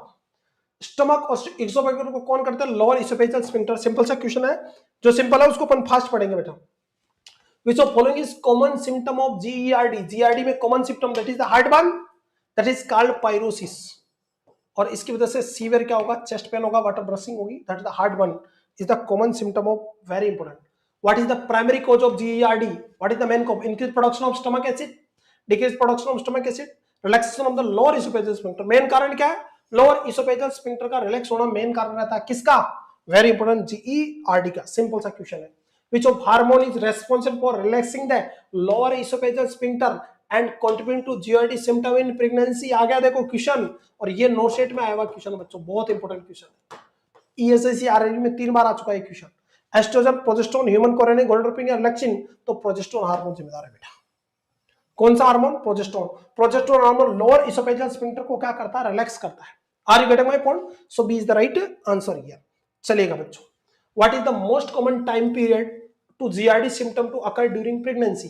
Pregnancy में जीआरडी सिम्टम किस ट्राइमेस्टर में सबसे ज्यादा आते हैं? तो सबसे ज्यादा प्रेशर कब पड़ता है? थर्ड ट्राइमेस्टर में। बेबी बहुत हेवी होता है, तो मोस्टली कब बेटा? थर्ड ट्राइमेस्टर के दौरान आपको बेटा क्या देखने को मिलेगा? जीआरडी के सिम्टम ज्यादा देखने को मिलेंगे। किस केस में? वेरी वेरी इंपॉर्टेंट, किस केस में? अगर प्रेगनेंसी है तो। Which of following food is low in acidity and less likely to trigger GERD? Very important. Acidic food को अवॉइड करना जीआरडी में। कौन सा फूड जिसकी एसिडिटी कम है, जिससे जीआरडी के सिम्टम क्या होंगे? लेस लाइकली, मतलब बहुत इंपॉर्टेंट डाटा है, छोटी छोटी बातों और सिलेक्शन। लेस लाइकली का मतलब सिम्टम क्या होंगे? डिक्रीज होंगे या बीमारी को कम बढ़ाएगा। टोमेटो, टोमेटो तो एसिड है, ये तो गलत है। ऑरेंज भी एसिड है। आलमंड या मेलन्स।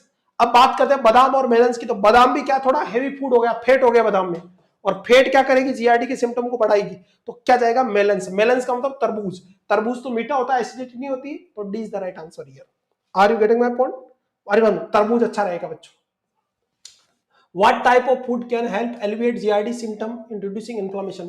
कौन सा फूड जीआरडी के सिम्टम को? प्रोसेस्ड मीट्स गलत है, फ्राइड फूड गलत है, जिंजर बेस्ड फूड या हाई सोडियम फूड? सोडियम भी ज्यादा नहीं देना। कौन सा? Ginger based. अरे आपकी कौन बच्चों जीआरडी से आराम चाहिए, तो जिंजर मतलब अदरक। अदरक बहुत काम करती है। अरे बाबा रामदेव वाली अदरक। Are you getting my point? Ginger based, C is the right answer. What type of food can relax the lower oesophageal sphincter and worsen GRD symptom? कौन सा फूड रिलैक्स करता है लोअर इसोफेजियल सिम्टम को, और version का मतलब GRD के symptom को बढ़ा देता है? High fibre diet, high food fat food, high sugar food या स्पाइसी फूड? तो सबसे ज्यादा कारण रहता है बेटा high fat diet. Spicy food भी कर सकता है, लेकिन हाई फैट ज्यादा रहेगी। क्यों? क्योंकि हाई फैट क्या करती है बेटा? लंबे समय तक स्टमक में बनी रहती है। पेट देखो, पेट में सबसे पहले, स्टमक में सबसे पहले कौन खाली होता है? तो स्टमक में सबसे पहले खाली होता है कार्बोहाइड्रेट, फिर उसके बाद कौन खाली होती है? प्रोटीन, और फिर होता है फैट। अगर फैट लोगे तो स्टमक फुल भरा रहेगा बेटा, तो जीआरडी ज्यादा होगा। स्पाइसी फूड भी जिम्मेदार है, लेकिन high fat food is main response. So B is the right answer here. अरे बात, वैसे डी भी सही है, लेकिन B is best. Which of following food is commonly associated with triggering GRD symptom? कौन सा फूड जीआरडी के सिम्टम को ट्राइगर मतलब बढ़ा देता है? Banana, citrus fruit, green beans या ब्रोकली? तो कौन बेटा? Citrus fruit, B is the right answer. Orange वगैरह। What position is recommended for sleeping to help elevate GERD symptom? कौन सी पोजीशन देनी है जीआरडी के सिम्टम को एलिवेट मतलब दूर करने के लिए, हटाने के लिए, जीआरडी को खत्म करने के? एलिवेट का मतलब दूर करना, हटाना। पहला, lying flat on the back, ये तो सुपाइन होगी, कॉन्ट्राइंडिकेटेड है। Lying on the stomach, prone है, ये भी कॉन्ट्राइंडिकेटेड है। Sleeping on the side, lateral, ये भी इंपॉर्टेंट नहीं है। कौन सी? Elevated the head of the bed. Head of the bed को 6 से 8 इंच पे बढ़ाना। This is the reverse Trendelenburg position. करना पॉइंट, तो C is the right answer. Head के, बेड ऑफ द हेड को क्या करेंगे बेटा? वेरी इंपॉर्टेंट, या हेड ऑफ द बेड को क्या करेंगे? 6 से 8 इंच अपन एलिवेट करेंगे। एक तरह से रिवर्स ट्रेंडेबल पोजीशन हो गई बेटा। सो राइट आंसर क्या जाएगा? सी इज द राइट आंसर बच्चों। What position can worsen GRD symptom by allowing stomach acid to flow more easily into the esophagus? What position can worsen का मतलब बढ़ा सकती है GRD symptom by allowing stomach acid to flow more easily into the esophagus? यानी oesophagus में stomach का जो gastric content है उसको रेगुलेट करना में कौन सी पोजीशन खराब है, मतलब बढ़ा सकती है, या कौन सी जीआरडी को वर्स कर सकती है? Sitting upright, lying down flat, standing या बेंडिंग ओवर? बताइए कौन सी मेन? बताइए, straight, sitting upright, lying down flat, standing या बेंडिंग ओवर? कौन सी मोर इजीली, कौन सी? बताइए। तो यहां पे चारों खराब है बेटा, पर lying down flat is most danger. देखो ये भी सही है, ये भी सही है, ये भी सारी कॉन्ट्राइंडिकेट है, लेकिन mainly lying down flat supine position बेटा क्या रहेगी? सबसे ज्यादा वर्स्ट करती है सिम्टम को। कहना पॉइंट, स्टैंडिंग जितना नहीं करती है उतना मेन कौन? आरिवास में मेन सुपाइन करती है। Are you getting my point? बाकी चारों ही करेगी। Next, which of the following position can put pressure on the stomach worsen GRD? कौन सी पोजीशन जीआरडी को वर्स्ट कर सकती है स्टोमक प्रेशर को? सिटिंग अपराइट, ये भी कर सकती है। आप सीधा बैठोगे तो पूरी बॉडी का प्रेशर पेट पे पड़ेगा, जीआरडी के सिम्टम आएंगे। स्टैंडिंग में भी ऐसा होगा, बेंडिंग और भी होगा। तो इसमें आंसर जाएगा ऑल ऑफ अबोव, सारी पोजीशन करेंगे words. So D is the right answer here बच्चों। Next, a client with GID is experiencing symptom of chest pain. Which of following actions should be nurse take first? GID का patient है बेटा, very important, और क्या कर रहा है, उसको चेस्ट पेन हो तो नर्स क्या करे, एंटासिड दे, assist client pain, call the patient, document the client symptom. बताइए क्या करेगी नर्स यहाँ पे, बहुत बड़ा क्वेश्चन है बच्चों। Administer antacid, assist the client pain, call the patient, document the client symptom. बताइए क्या करेगी नर्स। तो सबसे इंपॉर्टेंट बच्चों, पेन हो रहा मरीज को, तो क्या करेगी, क्लाइंट की पेन कोशिश करेगी कि पेन कैसा है। सबसे पहले असेसमेंट करोगे ना कम वक्त, तो वेरी इंपॉर्टेंट, सबसे पहले क्या करोगे, असेसमेंट, और फिर लग रहा है तो अगर मेडिसिन प्रिस्क्राइब है तो वो दे, वरना call for the physician answer जाएगा। सो यहाँ पे असिस्ट द क्लाइंट पेन। अरे बाप, जीआरडी में पेन है तो सबसे पहले तो पेन को असिस्ट करना है कि कैसा पेन है। The client with GRD is experiencing symptom of dysphagia, which of the following nursing intervention is most appropriate. GRD का मरीज है, जीआरडी में क्या होगा, लोअर इसोफेगस में क्या होगा, कॉन्स्ट्रिक्ट होगा, तो निगलने में भी दिक्कत आएगी बेटा, इसलिए स्मॉल फ्रीक्वेंट मील दे उसको। तो क्या करें, encourage the client to eat quickly, जल्दी जल्दी नहीं खिलाना और दर्द होगा। Encourage the client to eat slowly and carefully, कि स्लोली खाए और केयरफुली खाए, B is the right answer बच्चों, स्लोली और केयरफुली खाए। Provide the client with thick creamy food, ये भी नहीं देना आपको। Provide the client with thin watery food, ये भी नहीं देना, ज्यादा वाटरी भी नहीं देना। तो बेस्ट आंसर क्या जाएगा आपका, वेरी इंपॉर्टेंट, स्लो खाए और थोड़ा कोशनली खाए, खाना तो है लेकिन स्लो एंड कोशनली इंटेक करना है। आर यू गेटिंग मी बच्चों। नेक्स्ट क्वेश्चन आपकी स्क्रीन पे, client with GRD is prescribe A proton pump inhibitor. GRD के मैनेजमेंट में अपन पीपीआई भी यूज करते हैं बेटा। अरे क्या यूज करते हैं, पीपीआई, और पीपीआई जो सबसे बढ़िया रहती है ओमेप्राजोल, पीपीआई सबसे बेस्ट मानी जाती है ओमेप्राजोल बच्चों, क्लियर है। इसके अलावा अपन एच2 ब्लॉकर भी अपन यूज करते हैं बेटा, और एच2 ब्लॉकर के अंदर अपन मोस्टली यूज करते हैं रेनिटिडीन, क्लियर बच्चों। इसके अलावा सुक्रालफेट अपन यूज कर सकते हैं, प्रोकार्डियोटिक ड्रग्स यूज कर सकते हैं। वैसे सबसे इंपॉर्टेंट जो जीआरडी में वो है पीपीआई, सबसे ज्यादा इफेक्टिव है, और वो ओमेज सबसे बढ़िया रहती है बेटा, क्योंकि जीआरडी कॉमन है, आप घर पे भी किसी को अगर दे रहे हैं मान ले, ओमेज बेस्ट है। अगर वो नहीं है तो कौन सी, रेंटेक, रेंटेक थोड़ी महंगी पड़ती है ओमेज से, अच्छा इफेक्ट ओमेज रहता बेटा, ओमेज अच्छी रहेगी बेटा, क्लियर है। सुक्रालफेट दे सकते हैं अपन, अरे प्रोकार्डियोटिक ड्रग दे सकते हैं, एंटीमेटिक दे सकते हैं मैनेजमेंट में, अरे बस में। तो GERD is prescribe to proton pump inhibitor, which of the following instruction should be nurse provide to client regarding the admission of this medication. PPI दे रहे हैं तो PPI the proton pump inhibitor. PPI क्या करेगी बेटा, आपका stomach में जो प्रोटॉन पंप चलता है, जिसमें HCl हाइड्रोजन और क्लोराइड मिलकर क्या बनाते हैं, HCl बनाते हैं, उस प्रोटॉन पंप को इनहिबिट करती है पीपीआई। तो ये कब देनी है, तो खाली पेट देनी है इसको, तो हमेशा सुबह एम्प्टी स्टोमक देना बेटा। पीपीआई को कब देना है, एम्प्टी स्टोमक। साइड इफेक्ट में कॉन्स्टिपेशन और हेडेक हो सकते हैं, कॉशनली यूज करना आपको बेटा PPI. Next, what is the name of the surgical procedure that involve creating a new valve at the junction of the esophagus and stomach? esophagus और stomach के जंक्शन पे नया वाल्व क्रिएट करना, वाल्व रिपेयर करना, valve को repair करना क्या कहलाता बेटा, हिल्स रिपेयर। क्या कहलाता, हिल्स रिपेयर। कहते वाल्व की बात चली इसलिए, तो वाल्व को कौन रिपेयर करता है, hills repair. which is the surgical procedure that involve wrapping the upper portion of the stomach यानी फंडस around the lower portion of the esophagus। Esophagus के चारों तरफ फंडस को रैप कर देना, this is the Nissen's fundoplication. अरे कौन सा, Nissen's fundoplication. So right answer goes to Nissen fundoplication. Are you getting me बेटा। So this is whole about GERD. इस तरह से आपको पढ़ना, थ्योरी और थ्योरी के साथ एमसीक्यू पढ़ना। आपका पूरे क्वेश्चन क्लियर हो गए, पूरे डाउट क्लियर हो गए, साइन सिम्टम कोजेस सब आगे क्वेश्चन के साथ साथ, अलग अलग बुक पढ़ने की जरूरत नहीं। Next we are going to discuss about very important worm infestation, that is very very important. एक वोम इन्फेस्टेशन के बारे में अपन डिस्कस करेंगे, दैट इज एस्केरियासिस। कौन सा प्यारो, एस्केरियासिस। चलेगा बच्चों, तो पहला क्वेश्चन आपकी स्क्रीन पे बच्चों, व्हाट इज द एस्केरियासिस। चलिए, एस्केरियासिस क्या है, और हंसते मुस्कुराते रहिएगा, मेहनत करते रहिएगा, सपने जरूर पूरे होंगे।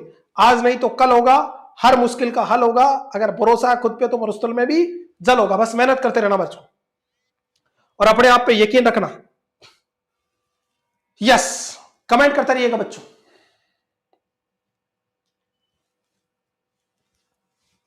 What is the parasite that cause, parasite borne disease है, परजीवी, that is ascariasis. Ascariasis, lumbricoides, trichuris trichiura, hookworm या स्ट्रोंगिलोइड्स स्टेरोकोरालिस।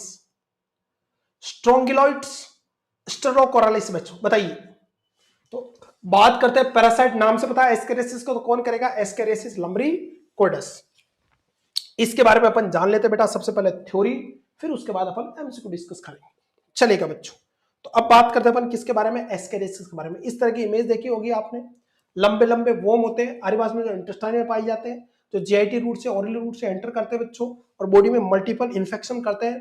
पिकाडोसोडर होने वाली बीमारी है कौन सी आपकी बेटा, वेरी वेरी इंपॉर्टेंट, कौन सा, जीई सॉरी एस्केरियासिस। तो अपन नेक्स्ट बात करते हैं किसके बारे में, एस्केरियासिस के बारे में। एस्केरियासिस इसी को अपन बेटा राउंड वॉर्म बोलते हैं, गोल कर्मी, फीता कर्मी, चट्टा कर्मी पढ़ते हो ना, तो ascariasis is a very important वो राउंड वॉर्म या हेलमिंथियासिस टाइप का इंफेक्शन होता है बेटा, क्लियर है। अरे बस, और ये पीका हैबिट से होता है। कौन सी हैबिट, पीका हैबिट। पीका हैबिट का मतलब जो मिट्टी खाते हैं, मिट्टी खाते हैं ना बेटा, पीका हैबिट उन बच्चों को होती है बेटा, वेरी इंपॉर्टेंट। एस्केरियासिस एक कम्युनिकेबल डिजीज है, पॉजिटिव एजेंट जो है that is ascariasis lumbricoides. Very very important question, positive agent कौन है, एस्केरियासिस लम्ब्रिकोइडस। थोड़ी बहुत शॉर्ट में लेकिन मेन टॉपिक पढ़ाऊंगा, साथ में एमसीक्यू कराऊंगा, धुआं निकाल देंगे टॉपिक का। ट्रस्ट रखे एसएनए पे, ये एसएनए वही है, वो शिवराज सर वही है जो किसी भी वैकेंसी में अगर आता ना तो 50% चाहे नोट सेट हो कोई सिलेक्शन करा देते हैं। तो जलवा बरकरार है आरिवास में, ओल्ड इज गोल्ड। हजारों सिलेक्शन कराए, आगे भी सिलेक्शन होने के पूरे चांस है, हर एग्जाम में सिलेक्शन हो रहे, बस यकीन रखें, मेहनत करें, सपने सच जरूर होंगे बच्चों, चलेगा। तो एस्केरियासिस लम्ब्रिकोइडस जो कि एक पैरासाइट है बच्चों, और एक पैरासाइट बोर्न डिजीज है कौन सी आपकी, आपका हुक वार्म जिसको राउंड वार्म बोलते हैं बेटा, क्लियर है। इसके दो वार्म होते हैं, एक मेल और एक फीमेल वार्म। मेल जो वार्म होते हैं लगभग बेटा 20 से 25 सेंटीमीटर लंबे होते हैं, 25 या 30 सेंटीमीटर तक मान लो, या 30 सेंटीमीटर आपका 25 से 30 सेंटीमीटर लंबे होते हैं, जबकि फीमेल वार्म कम से कम 35 सेंटीमीटर तक लंबे होते हैं, सेंटीमीटर में तो इतने लंबे होंगे, आसपास में 1-1.5 फुट के होते हैं वो एस्केरियासिस, क्लियर बच्चों। इनकी जो लाइफ स्पान होती है वेरी इंपॉर्टेंट, इस डिजीज का जो इंक्यूबेशन पीरियड होता है बेटा, बॉडी में एंट्री करने के बाद साइन सिम्टम शो करने का जो समय है, ये जो इंक्यूबेशन पीरियड है बेटा इसका वेरी वेरी इंपॉर्टेंट, 10 डेज से लेके 2 मंथ तक हो सकता है इंक्यूबेशन पीरियड, क्लियर है। और ये जो वॉर्म है ये सोइल के अंदर बेटा 15 ईयर तक सर्वाइव कर सकते हैं, यानी 15 साल तक मिट्टी में जिंदा रह सकते हैं, हल्के में नहीं लेना इन वॉर्म को। अरे बात पैरासाइट होते हैं और इंक्यूबेशन पीरियड उनका 10 दिन से लेके 2 मंथ तक रहता है बेटा, क्लियर है। हाईली जो इन्फेक्शियस स्टेज है, कम्युनिकेबिलिटी रहती है, हाईली कम्युनिकेबल जो पीरियड होता है आदिवास में, वो कब तक रहता है, until stool are positive, stool जब तक साइक्लोप्स के द्वारा पॉजिटिव रहेगा तब तक ये क्या रहेगी बच्चों, एस्केरियासिस होने के चांस रहेगी, क्लियर है। और ये मेल और फीमेल वॉर्म होते बेटा इसके। नेक्स्ट देखिएगा, अगर अपन यहां बात करें, इसका जो रूट ऑफ एंट्री है, बॉडी में जो रूट ऑफ एंट्री रहता है that is the orally route से होता है बेटा, ओरली रूट से। और जो मोड ऑफ ट्रांसमिशन है वो होता है फीको ओरल रूट से। कौन से रूट से, फीको ओरल रूट से। इसका मतलब this is the water borne and as well as soil eating से होने वाली बीमारी है। सॉइल ईटिंग को अपन क्या बोलते हैं बच्चों में, पीका डिसऑर्डर। तो पीका डिसऑर्डर से होने वाली बीमारी है कौन सी आपकी बेटा, वेरी वेरी इंपॉर्टेंट, एस्केरियासिस।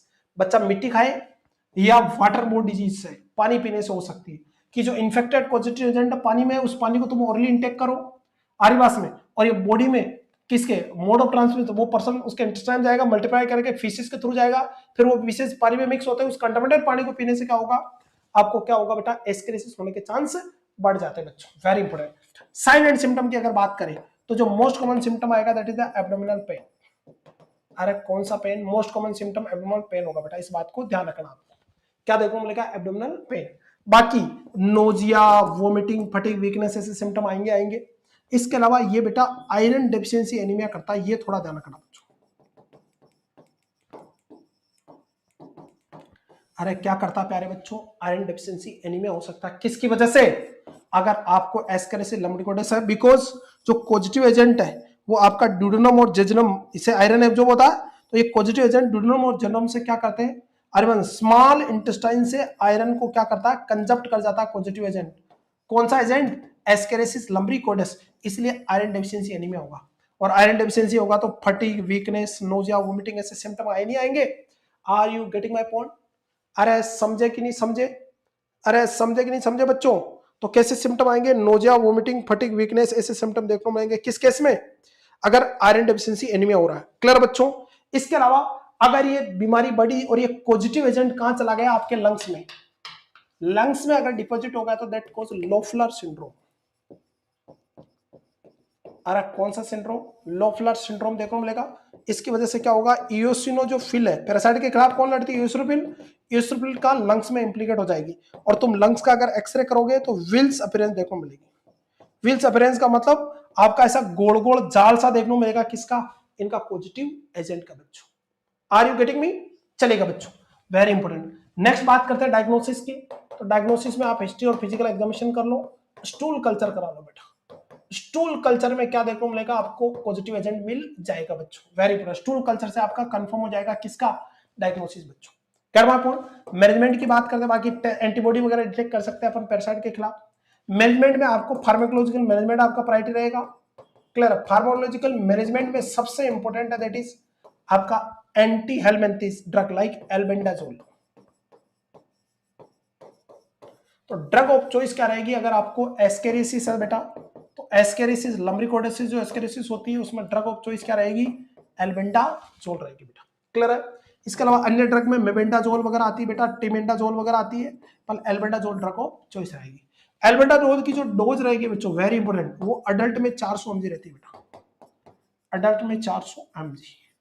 और जो चाइल्ड है जिनकी उम्र लेस देन 2 ईयर है, 2 साल से कम है, उन बेटा उनके अंदर 200 mg आपको देनी है। कितने दिन देनी है, वैसे स्टेज डेज होते हैं डिवॉर्मिंग डे में, लेकिन 3 से 28 दिन तक डोज दे सकती है। 6 मंथ से कम बच्चों को नहीं देनी है, बिकॉज फायदेमंद नहीं है, आपको 6 मंथ से कम बच्चों को नहीं देनी, क्लियर है।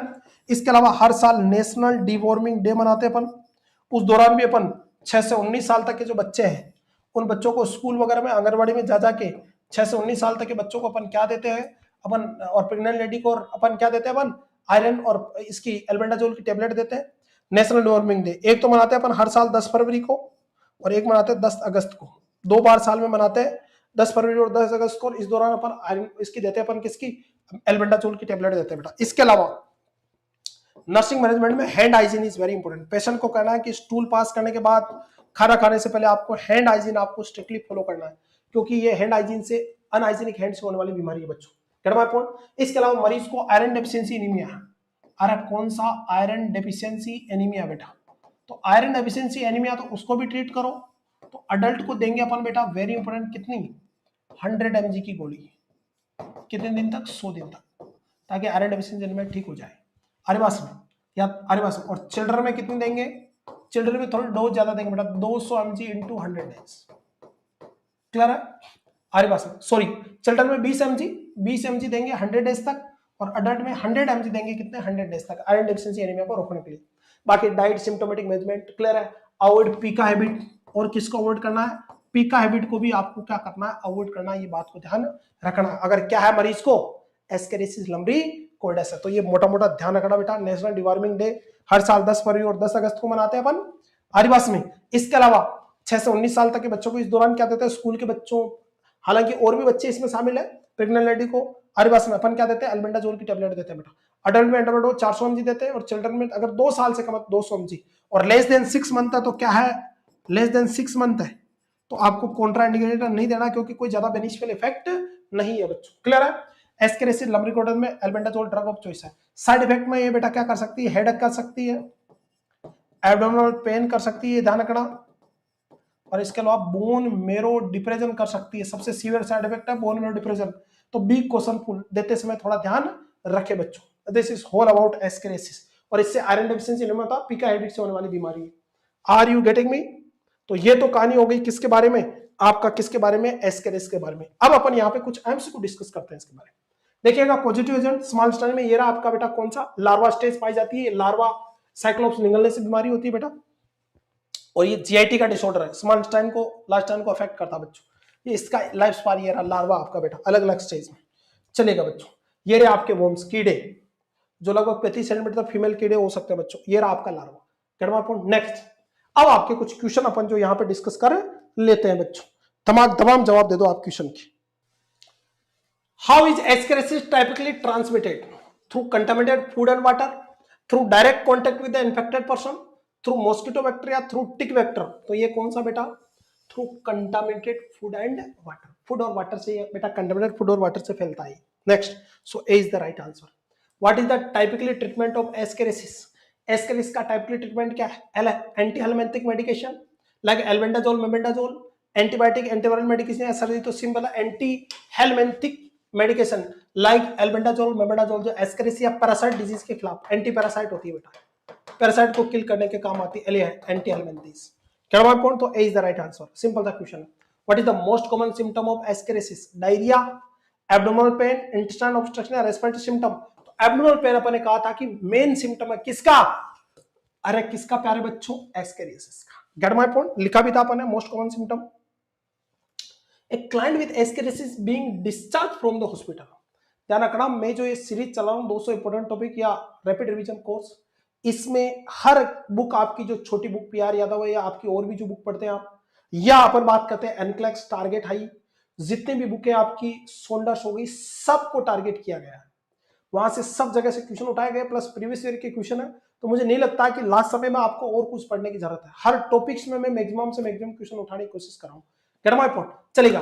ए client with ascariasis is being discharge from the hospital, which of the following instruction would the nurse provide regarding medication administration? कौन सा इंस्ट्रक्शन जारी करेगी बच्चों? बताइए कौन सा इंस्ट्रक्शन, बताइए। चले बच्चों, और मेहनत करें बच्चों।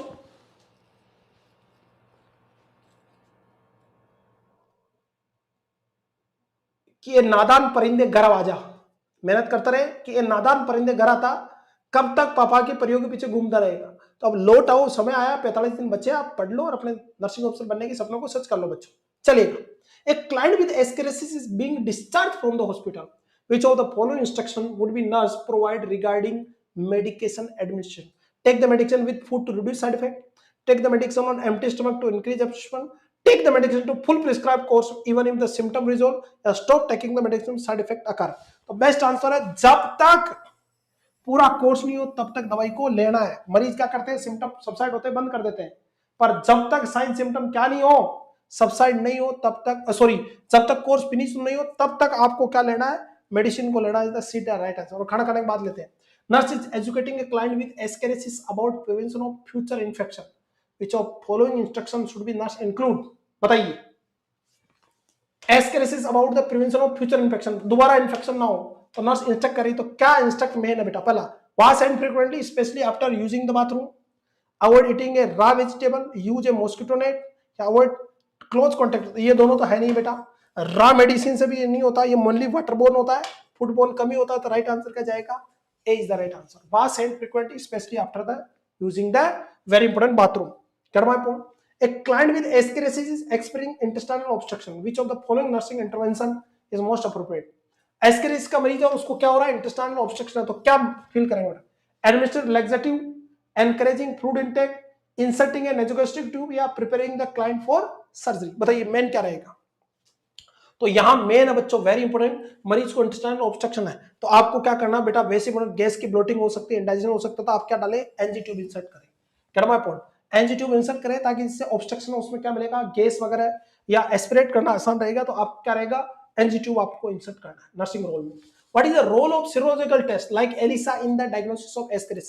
ELISA is the enzyme linked antigen, आपका बेटा टेस्ट है, एंजाइम लिंक्ड इम्यूनोसॉर्बेंट ऐसे एंटीजन एंटीबॉडी टेस्ट है। तो इसमें मर्पज क्या है, तो अपन ने कहा था कि एस्केरेसिस के खिलाफ क्या देखना, एस्केरेसिस लंबरिकोडिस के खिलाफ क्या देखना, एंटीबॉडी देखना, क्योंकि this is the antigen antibody test. अरे कौन सा टेस्ट है, एंटीजन एंटीबॉडी टेस्ट है। तो राइट आंसर क्या जाएगा, very important, A is the right answer. What is the characteristic appearance of ascariasis lumbricoides eggs in the stool? Larva जो पाए जाते हैं, आपका लार्वा स्टेज और एक्स पाए जाते हैं, वो कैसे होते हैं एक्स दिखने में, large Oval shape and brown, small round shape and colourless, long thin या शेप्ड एंड येलो, या रेगुलर शेप? तो ये होते हैं बेटा लार्ज होते हैं, ओवल शेप अंडे की तरह, और भूरे भूरे कलर के होते हैं, ब्राउन कलर के अंडे। तो right answer goes to A. Next, which of following stool test is commonly used to diagnosis of ascariasis? कौन सा स्टूल टेस्ट यूज करते हैं डायग्नोसिस ऑफ द एस्केरोसिस? जल्दी कमेंट कीजिएगा। एस्केरोसिस का डायग्नोसिस में अपन कौन सा टेस्ट करते हैं बच्चों, वेरी इंपॉर्टेंट। चलिएगा चलिएगा। Which of following stool test? Cataport technique, formalin ether concentrate technique, stool PCR, all of above? तो इसमें काटाकाट टेक्निक भी करते हैं बेटा, फॉर्मेलिन ईथर कंसंट्रेट टेक्निक भी यूज करते हैं, stool PCR polymerase chain reaction भी करते हैं। तो राइट आंसर जाएगा डी बच्चों, D is the right answer. सारे तरह के टेस्ट किए जाते हैं किसके अंदर, आपका किसके अंदर बेटा, वेरी इंपॉर्टेंट, एस्केरियोसिस के अंदर। Are you getting my point? D is the right answer. What is the most common method of diagnosis ascariasis? Ascariasis को डायग्नोसिस करने का बेटा सबसे बढ़िया तरीका, जो सबसे आसान तरीका, that is the stool examination. Confirmative पढ़ा था, एक डिटेक्ट करना अपन ने कंफर्म डायग्नोसिस में अपन ने पढ़ा था बच्चों। तो ये तो बात होगी किसके बारे में, आपका बेटा एस्केरेसिस के बारे में। नेक्स्ट अपन बात करेंगे हुकवॉर्म के बारे में। किसके बारे में? हुकवॉर्म के बारे में। What is the hookworm? Hookworm क्या बच्चों? Very important. तो हुकवॉर्म के बारे में अपन डिस्कस कर लेते हैं बच्चों, वेरी इंपॉर्टेंट। हुकवॉर्म के बारे में आपका पहला क्वेश्चन आपकी स्क्रीन पे सेम वही चलेगा pattern, theory with MCQ, theory with MCQ. और एमसीक्यू बहुत पूरे होंगे, positive agent, diagnosis related, drug of choice, nursing management, सारे के सारे, hand washing, priority nursing role, surgical role, सारे के सारे अपन पढ़ते जाएंगे बच्चों। Clear? What is the term for condition caused by the chronic hookworm infection characterized by iron deficiency anemia and weight loss? Very important. ऐसी कंडीशन जिसके अंदर बेटा हुकवॉर्म इंफेक्शन हुआ, जिसकी वजह से आयरन डेफिशिएंसी एनीमिया हो गया और वेट लॉस हो रहा है, तो उस कंडीशन को क्या बोलते हैं? हुकवॉर्म डिजीज, एनसाइक्लोटोमियासिस, नेक्टोरोसिस या ट्रॉपिकल एनीमिया, क्या बोलते हैं इसको बच्चों? ट्रॉपिकल वर्ड होता है बेटा किसका? बायोलॉजिकल एजेंट, जो जिंदा बैक्टीरिया वायरस है उसके द्वारा बीमारी होना, ट्रॉपिकल। कड़वा पॉइंट। तो इसको अपन क्या बोलते हैं बेटा? Best answer is ancylostomiasis. Ancylostomiasis से होती है mostly, this is called hookworm disease नहीं बोलेंगे, इसको बोलते हैं एनसाइक्लोटोमियासिस। कड़वा पॉइंट चलेगा। तो अपन इसके बारे में डिस्कस करते हैं बच्चों। कड़वा पॉइंट आपके जो अंदाजे हैं वो अंदाजे नहीं लगते, यहाँ थोड़ा डिफरेंट है पेपर बेटा। तो अपन बात करते हैं अपन हुकवॉर्म, या इसी को बोलते हैं द फियरिंग सरपेंट। सांप होता ना, आग उगलता सांप, या इसी को अपन बोलते हैं बेटा very important bear foot habit disease.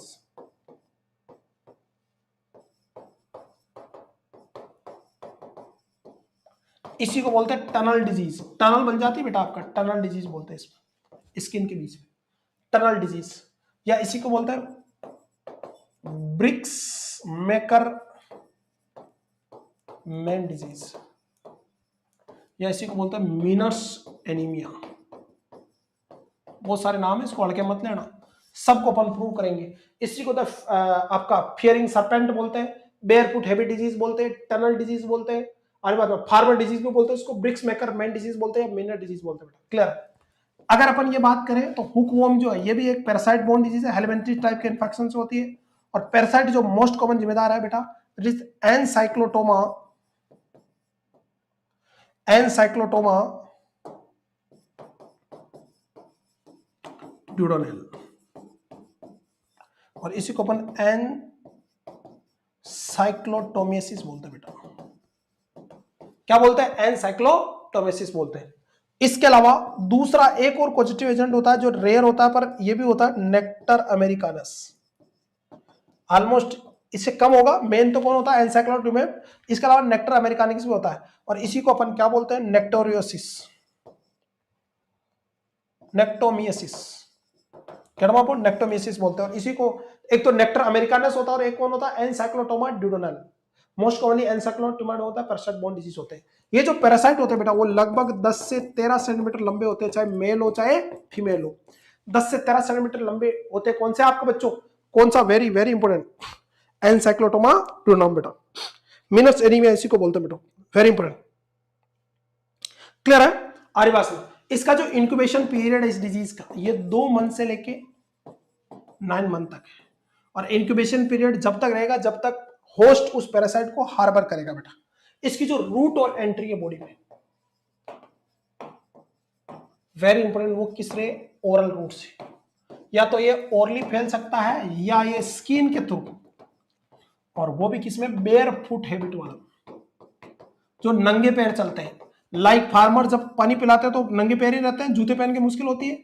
या ब्रिक मेकर्स, ब्रिक मेकर जो ईट भट्टे पे काम करने वाला है, ईट मिलाते हैं, वो मिट्टी को दिन भर पैरों से रोनते रहते हैं, तो उन लोगों में तो या तो स्किन के थ्रू या ये आपकी बॉडी में ओरल रूट से एंटर करेगा बेटा।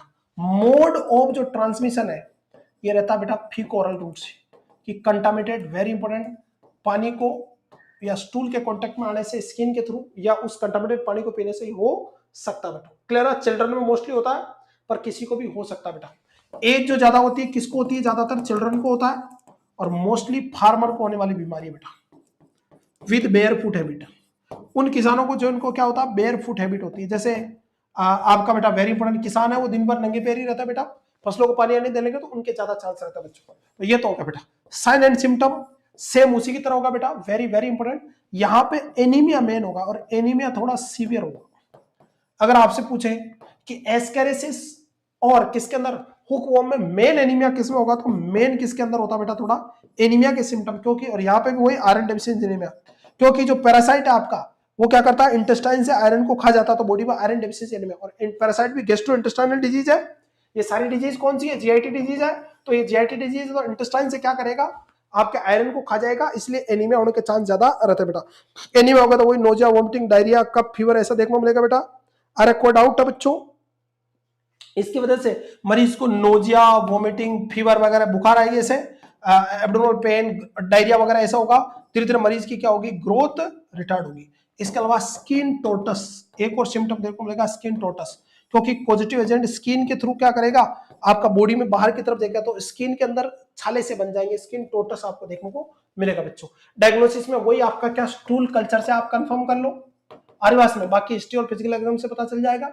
मैनेजमेंट में वही आपका एल्बेंडाजोल, और आयरन डेफिशिएंसी एनीमिया है तो वो का वही आपका क्या, अडल्ट में 100 mg फॉर कितने दिन के लिए, 100 डेज के लिए, और बच्चों में 20 mg फॉर 100 डेज के लिए आपको क्या देना है, आयरन डेफिशिएंसी एनीमिया को रोकने को देना है। और एल्बेंडाजोल ड्रग वगैरह अपन यहाँ पे देंगे बच्चों।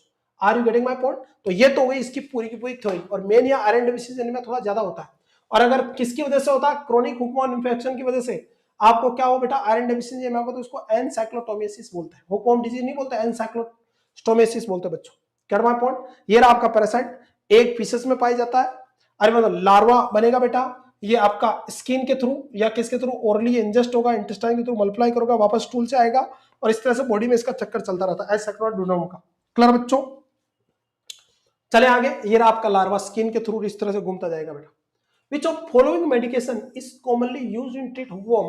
हुकवर्म में मोस्ट कॉमनली कौन सी, तो बेटा सब, एल्बेंडाजोल भी करते हैं, मेबेडाजोल और इवर्मेक्टिन, ये सब एंटी हेलमिंथीज है।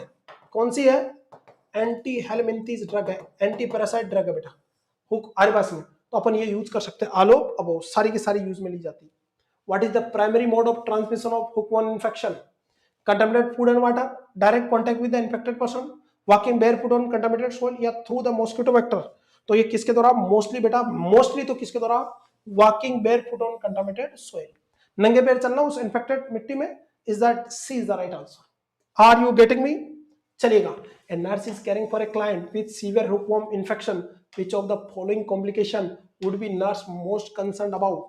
respiratory failure, cardiac arrest, severe iron deficiency anemia, या intestinal obstruction? बताइए। caring of a client with severe hookworm infection, severe infection हो गया, बहुत ज्यादा पैरासाइट डेवलप हो गए, तो मोस्ट कॉमन कंसर्न क्या है, respiratory failure, cardiac arrest, severe iron deficiency anaemia, या इंटेस्टाइनल ऑब्स्ट्रक्शन? बताइए बच्चों।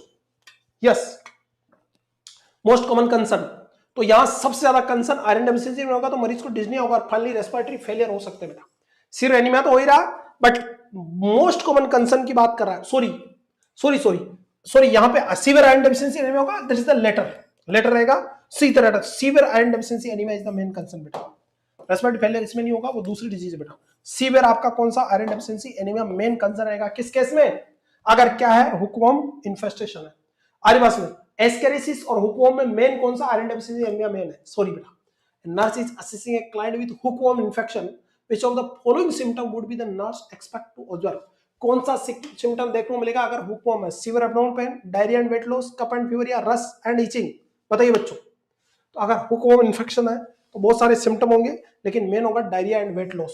Clear? Iron deficiency anaemia, diarrhoea और वेट लॉस सबसे ज्यादा देखने को मिलेगा किसके अंदर, आरिवास में। अरे किस केस में, स्किन के अंदर बेटा, आपको स्कार बन जाएंगे आपके। Client with hookworm infection is experiencing iron deficiency anemia. Which of the following medication would be expect to administer? अगर आयरन डेफिशिएंसी एनीमिया तो क्या दोगे, आयरन डेफिशिएंसी हिमोन में तो क्या दोगे आप बेटा, सीधी सी बात है, क्या दोगे, फेरस सल्फेट दोगे। अबे एल्बेंडाजोल तो ट्रीट करने के लिए, लेकिन आयरन डेफिशिएंसी एनीमिया को थोड़ी ठीक करेगी, क्या दोगे, फेरस सल्फेट की टेबलेट दोगे। और आपको क्या देना बेटा, वेरी इंपॉर्टेंट, जब भी आप आयरन की टेबलेट दो, बेस्ट रहता बेटा 30 मिनट बिफोर मील, 5 मिनट पहले, जस्ट बिफोर मील नहीं, 30 minute before feel, first best. Second best रहता है बेटा बिटवीन मील, खाना खाने के बीच में, मोटा मोटा क्वेश्चन ध्यान रख लेना। और थर्ड बेस्ट रहता है 2 आवर आफ्टर मील, खाना खाने के 2 घंटे बाद, जिसको अपन बोलते हैं पोस्ट प्रेंडल आरिवास में। बेस्ट रहता है, सबसे पहला बेस्ट रहता है 30 minute before meal, just before meal गलत जवाब है, ध्यान रखना। Second best is between meal, और थर्ड है 2 hour after meal, just after meal is incorrect answer, 2 hour after meal. Clear है? और ये जो ये दे रहे हो किसके साथ दे, सिट्रस फ्रूट के साथ दे, ताकि एब्जॉर्प्शन बढ़े बेटा। सिट्रस फ्रूट बता, लेमन जूस हो गया आपका, आंवला हो गया आपका, टर्मेंडो होगी, इमली हो गई आपका, ऑरेंज का जूस हो गया, उसके साथ दे आपको, किसको? क्लियर है? और आयरन डेफिशिएंसी के लिए तो हम फेरस सल्फेट देंगे, बच्चों में 20 mg फॉर 100 डेज और अडल्ट में 100 mg फॉर 100 डेज। सिंपल से जवाब है आयरन डेफिशिएंसी में के लिए। Next question this is last is very important, guinea worm, जो इरिटेटेड डिजीज है, इसको नर रोग बोलते हैं। क्या बोलते हैं? नर रोग। आप लोगों ने देखे नहीं, क्योंकि आपके जन्म से पहले एडिकेट हो गई, सन 2000 में एडिकेट घोषित कर दिया गया इसको। क्लियर? ईयर कौन सा? सन 2000 में अंदर इंडिया से क्या घोषित कर दिया गया?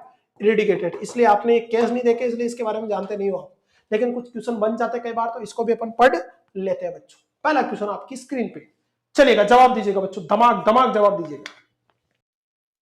चलेगा। What is the primary mode of transmission of Guria worm infestation? Contaminated food and water, direct contact with the infected person, through a mosquito bacteria, through a contaminated water containing infected cyclops. तो ध्यान रखना बेटा, ये pure water borne disease है, कौन?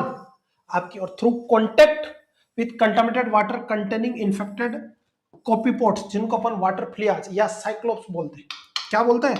Cyclops से होने वाली बीमारी। तो यहाँ पे जो राइट आंसर है वो डी जाएगा बच्चों। बहुत बड़े जवाब आपके, जो पढ़ रहे हैं उनके अच्छे जवाब है बच्चों। देखिएगा, ये रहा आपका बेटा, ये आप देख रहे हो कितनी खतरनाक बीमारी होती है। ये देखो पेशेंट का पैर है, और उस पैर में से ये फीमेल वॉर्म निकल रही है बेटा, और लगभग ये 100 से 120 सेंटीमीटर, लगभग 1 मीटर लंबा होता है वो। इमेज देखो आप, ये पैर से ऐसे बाहर निकलती है बच्चों, वेरी इंपोर्टेंट। अब इसके बारे में अपन जानते हैं, क्योंकि तुम इसके बारे में जानते नहीं थे पहले। ये देखिएगा, ये जो साइक्लोप्स है स्किन के थ्रू चलता है आरिवास में, और ये स्किन के थ्रू बाहर आता है, अंडे छोड़ता है पानी में और वापस बॉडी में चला जाता है आरिवास में। बहुत सारे सिम्टम करता है आरिवास में, देखिएगा। क्लियर? गुनिया वोम के बारे में अपन यहाँ पे जान लेते हैं बच्चों। तो अपन गुनिया वोम के बारे में पढ़ते हैं बच्चों। सबसे पहले बात करते हैं गुनिया वोम, जिसको अपन नॉरू रोग बोलते हैं बेटा। क्लियर है? ये जो डिजीज है, ये सन 2000 में पूरे इंडिया से क्या हो गई? इरेडिकेट घोषित कर दी गई। इंडिया से क्या कर दी गई? इरेडिकेटेड घोषित है, इसलिए इसके बारे में ज्यादा जानकारी नहीं है बेटा। कॉजेटिव जो एजेंट है बताइए बेटा, very very important. Yes, causative agent बताइए बच्चों। ड्रैंकुनकुलस, कॉजेटिव एजेंट देता है ड्रैंकुनकुलस मेडिनेंसिस। कॉजेटिव जो एजेंट है दैट इज ड्रैंकुनकुलस मेडिनेंसिस। क्लियर है? इसमें मेल और फीमेल दोनों होते हैं। मेल तो आपके 2 से 3 सेंटीमीटर लंबे होते हैं, लेकिन फीमेल बेटा 100 से 120 सेंटीमीटर तक लंबी हो सकती है। समझ गए मेरी बात? क्लियर है? और ड्रैंकुला, वो सांप आता है ना ड्रैंकुला चाइना वाला, उतना लंबा, इसलिए इसी को क्या बोलते हैं? ड्रैंकुनकुलस मेडिनेंसिस। इसका जो इंक्यूबेशन पीरियड है बहुत लंबा इंक्यूबेशन है, 9 से 12 मंथ तक का होता है बेटा इंक्यूबेशन पीरियड। क्लियर बच्चों? रूट ऑफ एंट्री, बॉडी में ये जो रूट ऑफ एंट्री करती है ये ओरली होती है बेटा, और जो मोड ऑफ ट्रांसमिशन है दैट इज फीको ओरल रूट आरिवास में। और ये भी पैरासाइट बोन है और जीआईटी कम्युनिकेबल डिजीज है बेटा। पैरासाइट बोन डिजीज थी और जीआईटी कम्युनिकेबल डिजीज थी बेटा। अब तो रेडिकेटेड इंडिया से तो फीको ओरल रूट से होती है बेटा। क्लियर बच्चों? और this is the pure water bone disease है बेटा। क्लियर है? प्योर वाटर बोन डिजीज यानी पानी से होने वाली बीमारी है। क्लियर है? कंटामिनेटेड साइक्लोप्स वाटर, अंडे जो होते हैं इसके वॉर्म के, किसके? ड्रैंकुनकुलस मेडिनेंसिस को साइक्लोप्स बोलते हैं या साइक्लोपोड्स बोलते हैं बेटा। तो cyclops, contaminated cyclops containing water, sorry contaminated cyclops containing water injection से। यानी अगर कोई, जैसे पहले क्या था, आजकल तो नलों से पानी आता, पहले तालाब से पानी पीते थे, कुएं से पानी पीते थे, उसी तालाब में लोग आसपास में फिशेस किया करते थे, गाय भैंस भी वही गोबर किया करती, तो उस जो कंटामिनेटेड जो फिशेस है या सिक्रेशन है बॉडी को, उसके अंदर ये लार्वा पाया जाता था, आपका बेटा साइक्लोप पाया जाता था। वो साइक्लोप्स पानी में जाता था, उस कंटामिनेटेड पानी को पीने से इंटेस्टाइन में जाता था, इंटेस्टाइन में जाके ग्रो करता था, फिर ये लार्वा वहां से स्किन से निकल के आपके सबक्यूटेनियस टिश्यू में होते होते ठेठ आपका कहाँ पैरों तक आता था, और पैरों से मुंह बाहर निकाल के क्या करता था बेटा? वेरी इंपोर्टेंट, पैरों से मुंह बाहर निकाल के साइक्लोप्स वापस पानी में छोड़ता था। इतनी खतरनाक बीमारी थी, इसको ब्लिस्टर बन जाते थे एक्सट्रीमिटीज के अंदर। कहना पॉइंट, इतनी खतरनाक बीमारी थी। अब तो रेडिकेटेड है। इसे क्या बोलते हैं अपन? वेरी वेरी इंपोर्टेंट, गुनिया वोम बच्चों। क्लियर है? गुनिया वोम। साइन एंड सिम्टम की अगर बात करें बेटा, तो वेरी इंपोर्टेंट, स्किन पे क्या बनेंगे? ब्लिस्टर। क्योंकि जो पॉजिटिव एजेंट है बच्चों, वेरी वेरी इंपॉर्टेंट, वो स्किन के अंदर सबकुटेनियस टिश्यू के अंदर मूवमेंट करता है बेटा, स्किन में मूवमेंट करेगा और अपने साइक्लोप्स छोड़ने के लिए मुंह बाहर निकालता है। उस समय क्या स्किन में ब्लिस्टर होंगे, आपका आयरन डेफिशिएंसी एनीमिया और नोजिया, वर्टिग, वीकनेस, फीवर वगैरह ऐसे सिम्टम आएंगे, एब्डोमिनल पेन, डायरिया वगैरह। उस समय क्या करें आप बेटा, वुड से रेप करें। तो पॉजिटिव एजेंट है उसको पकड़े और उसको खींचे नहीं, उसको वुड से धीरे धीरे रेप करें, उसको पूरे को बाहर निकाले। क्लियर है? मैनेजमेंट में आप डायग्नोसिस में वही आपका साइक्लोप्स, स्टूल के अंदर साइक्लोप्स दे सकते हैं स्टूल एग्जामिनेशन में, और वैसे भी पता चल जाता है हिस्ट्री ऑफ फिजिकल, मतलब ब्लिस्टर देखने को मिलेंगे स्किन के अंदर बच्चों। मैनेजमेंट में इसका कोई एग्जैक्ट मैनेजमेंट नहीं है, सिम्टोमेटिक मैनेजमेंट है बेटा। आयरन डेफिशिएंसी ने मेरा तो उसको ठीक करो, आरी बात, बाकी एल्बेंडाजोल वगैरह इसमें ड्रग ऑफ चॉइस नहीं रहती है बेटा। क्लियर है? स्किन पे ब्लिस्टर बनेंगे इस तरह से, देखिएगा। तो इसका मैनेजमेंट में क्या करते थे, मैनेजमेंट में क्या करते हैं कि जैसे ही आपका ये जो फीमेल आपका जो आपका ड्रैंकुलकुलसिस मेडिनेंसिस बाहर आई है, उसको तुम पकड़ो और इसे धीरे धीरे स्किन से रेप करते रहो जब तक ये पूरी बाहर नहीं निकले, खींचना नहीं, टूट गया तो बॉडी में जहर फैल जाएगा, तो धीरे धीरे बाहर निकालते थे। This is the very important. कौन सी बीमारी? आपका गुनिया वोम बेटा। Are you getting my point? Eradicated disease है। चले आगे, नेक्स्ट देखिएगा। Which of following is the most effective method of preventing guinea worm infection? Using insecticide treated bed nets, wearing protective clothes, avoiding contact with contaminated water, या using water filter to boiling water before the consumption. तो बेटा water more disease है और सबसे बढ़िया तरीका है water filter का, या वाटर को बॉइल करके पिए, जिससे साइक्लोप्स क्या हो जाएंगे, destruct. Are you getting my point? So right answer goes to D. D is the best answer here. Are you getting me? D is the best answer. What is the typically location of guinea worm blister और lesion? Guinea worm blister या lesion सबसे ज्यादा abdomen पे, extremities पे, face पे, या तो ये सबसे ज्यादा पैरों पे होता है बेटा। आर्म्स एंड लेग्स पे ज्यादा ब्लिस्टर होता है, किसके? गुनिया वर्म के। Are you getting my point? क्योंकि स्किन के अंदर चलता था positive agent. Which of following is the commonly symptom of guinea worm infection? Severe abdominal pain. कौन सा सिम्टम है? Diarrhea and vomiting, skin blister and lesion with emerging worms. When skin पे क्या होंगे? ब्लिस्टर होंगे और उससे बाहर क्या निकलेगा? वर्म्स, यानी आपका डूडोनल, आपका सॉरी क्या बोलते हैं, वेरी इंपॉर्टेंट, जो पॉजिटिव एजेंट है इसका मेडिलेंसिस, वो बाहर निकलेगा आपका। तो B is the right, sorry C is the right answer here. Are you getting my point? How is the guinea worm typically remove from the skin? कैसे बाहर निकालता गुनिया वर्म अगर है तो? सर्जिकल इंजेक्शन से, ट्रैक्शन एंड रैपिंग। तो best है traction and wrapping. Traction का मतलब पॉजिटिव एजेंट को पकड़ो और पत्थर लटका दो, या उसके ऊपर रेप करो, किस पे? वुड पे, पेंसिल, पेन, जिस पे भी है आपको रेप करो। That is the best answer. Get my point? तो B is the right answer. Which of following medication is commonly used in the guinea worm infection? Metronidazole, albendazole, ivermectin या nanoparvol? तो इसका कोई इलाज नहीं है बेटा, ननोपावो जाएगा। ऐसा मत कर देना कि वो मैं तो आप मेट्राडोल दे दो, ऐसा दे दो, ननोपावो जाएगा। कोई भी मेडिसिन इसका ट्रीटमेंट नहीं है, symptomatic. Next we are going to discuss about SOFA score. Serious बेटा, वेरी वेरी इंपॉर्टेंट। यहां से भी एक आध बार क्वेश्चन आ चुका, तो इसको भी अपन जान लेते हैं। यस बच्चों, क्लियर बच्चों? आपका कौन सी स्कोर? सोपा स्कोर बच्चों, very important. What is the primary purpose of the SOFA score? SOFA score का प्राइमरी पर्पज क्या है बच्चों बेटा? To predict mortality in critically ill patient, to diagnose organ dysfunction, to guide treatment decision, या to evaluate the effectiveness of the ICU care. तो जो SOFA score है बेटा, सीवियरिटी आपका क्रिटिकली इल पेशेंट की मोर्टेलिटी के चांस कितने, उसको असिस्ट करने के काम में ले जाता है। ए इज द बेस्ट आंसर। क्या होता है सोपा स्कोर? इसमें 6 पैरामीटर, 0 से 4 मार्क्स और टोटल 24 अंक तक दिया जाने वाला सोपा स्कोर है, उसको अपन डिस्कस कर लेते हैं। तो राइट आंसर ए है। अब ध्यान रखना, ये सोपा स्कोर वगैरह मैं आपको बता रहा हूं, इसको डिटेल में हर चीज को याद नहीं रखना है। मेनली किस काम आता है, कितना कितना स्कोर होता है, बेसिक याद रखना, माइंड में रखना आपको। ऐसा नहीं कि तुम इसको पूरी को लिखने पड़ जाए। सोपा जो स्कोर है उसके अंदर टोटल 6 पैरामीटर देखते हैं बेटा अपन। पहली बात तो ध्यान रखना, कितने पैरामीटर? 6 पैरामीटर, जिसमें मिनिमम मार्क्स 0 और मैक्सिमम मार्क्स कितने मिलते हैं? 4। कितने मिलते हैं? 4। देखिएगा, इसमें सबसे पहले रेस्पिरेटरी में PO2 या FOO2 देखते हैं। अगर PO2 400 से ऊपर है मरीज का तो अपन 0 नंबर देंगे, 400 से कम है तो 1 है, 300 से कम है तो 2, 200 से कम विद रेस्पिरेटरी सपोर्ट है तो 3, 100 से कम है विद रेस्पिरेटरी सपोर्ट है तो अपन 4 नंबर देंगे। जितना जितना स्कोर बढ़ता जाएगा, बीमारी की सीवियरिटी बढ़ती जाएगी, मोर्टेलिटी के चांस बढ़ते जाएंगे। नेक्स्ट, नर्वस सिस्टम में GCS, अगर GCS 15 तो 0 नंबर देंगे, मरीज अच्छा है। 13 से 15 तो 1 नंबर, 10 से 12 तो 2, 6 से 9 तो 3, और 6 से कम है तो 4 नंबर देंगे अपन स्कोर में। कार्डियोवैस्कुलर सिस्टम में बात करें, मीन आर्टरी प्रेशर अगर 70 से ज्यादा है तो 0, 70 से कम है तो 1, आपका 5 डोपामाइन चल रहा है और आपका मीन आर्टरी प्रेशर बढ़ रहा है, सॉरी घट रहा है, और डोपामाइन कितना चल रहा है? 5 माइक्रोग्राम पर केजी पर मिनट, तो अपन नंबर देंगे 2। डोपामाइन 5 माइक्रोग्राम पर केजी पर मिनट से ज्यादा चल रहा है तो 3 नंबर, और डोपामाइन 15 माइक्रोग्राम पर केजी पर मिनट चलना पड़ रहा है और बहुत ज्यादा आपका क्या मीन आर्टरी प्रेशर गिर गया है तो नंबर देंगे अपन 4। लिवर में बिलिरुबिन लेवल चेक करेंगे, अगर 1.2 माइक्रोग्राम माइक्रोमोल पर लीटर से कम है तो 0 नंबर, 1.2 से 1.9 है तो 1, 2 से 5.9 है तो 2, 6 से 11.9 है तो 3 और 12 से ऊपर है तो अपन क्या देंगे 4 देंगे बेटा।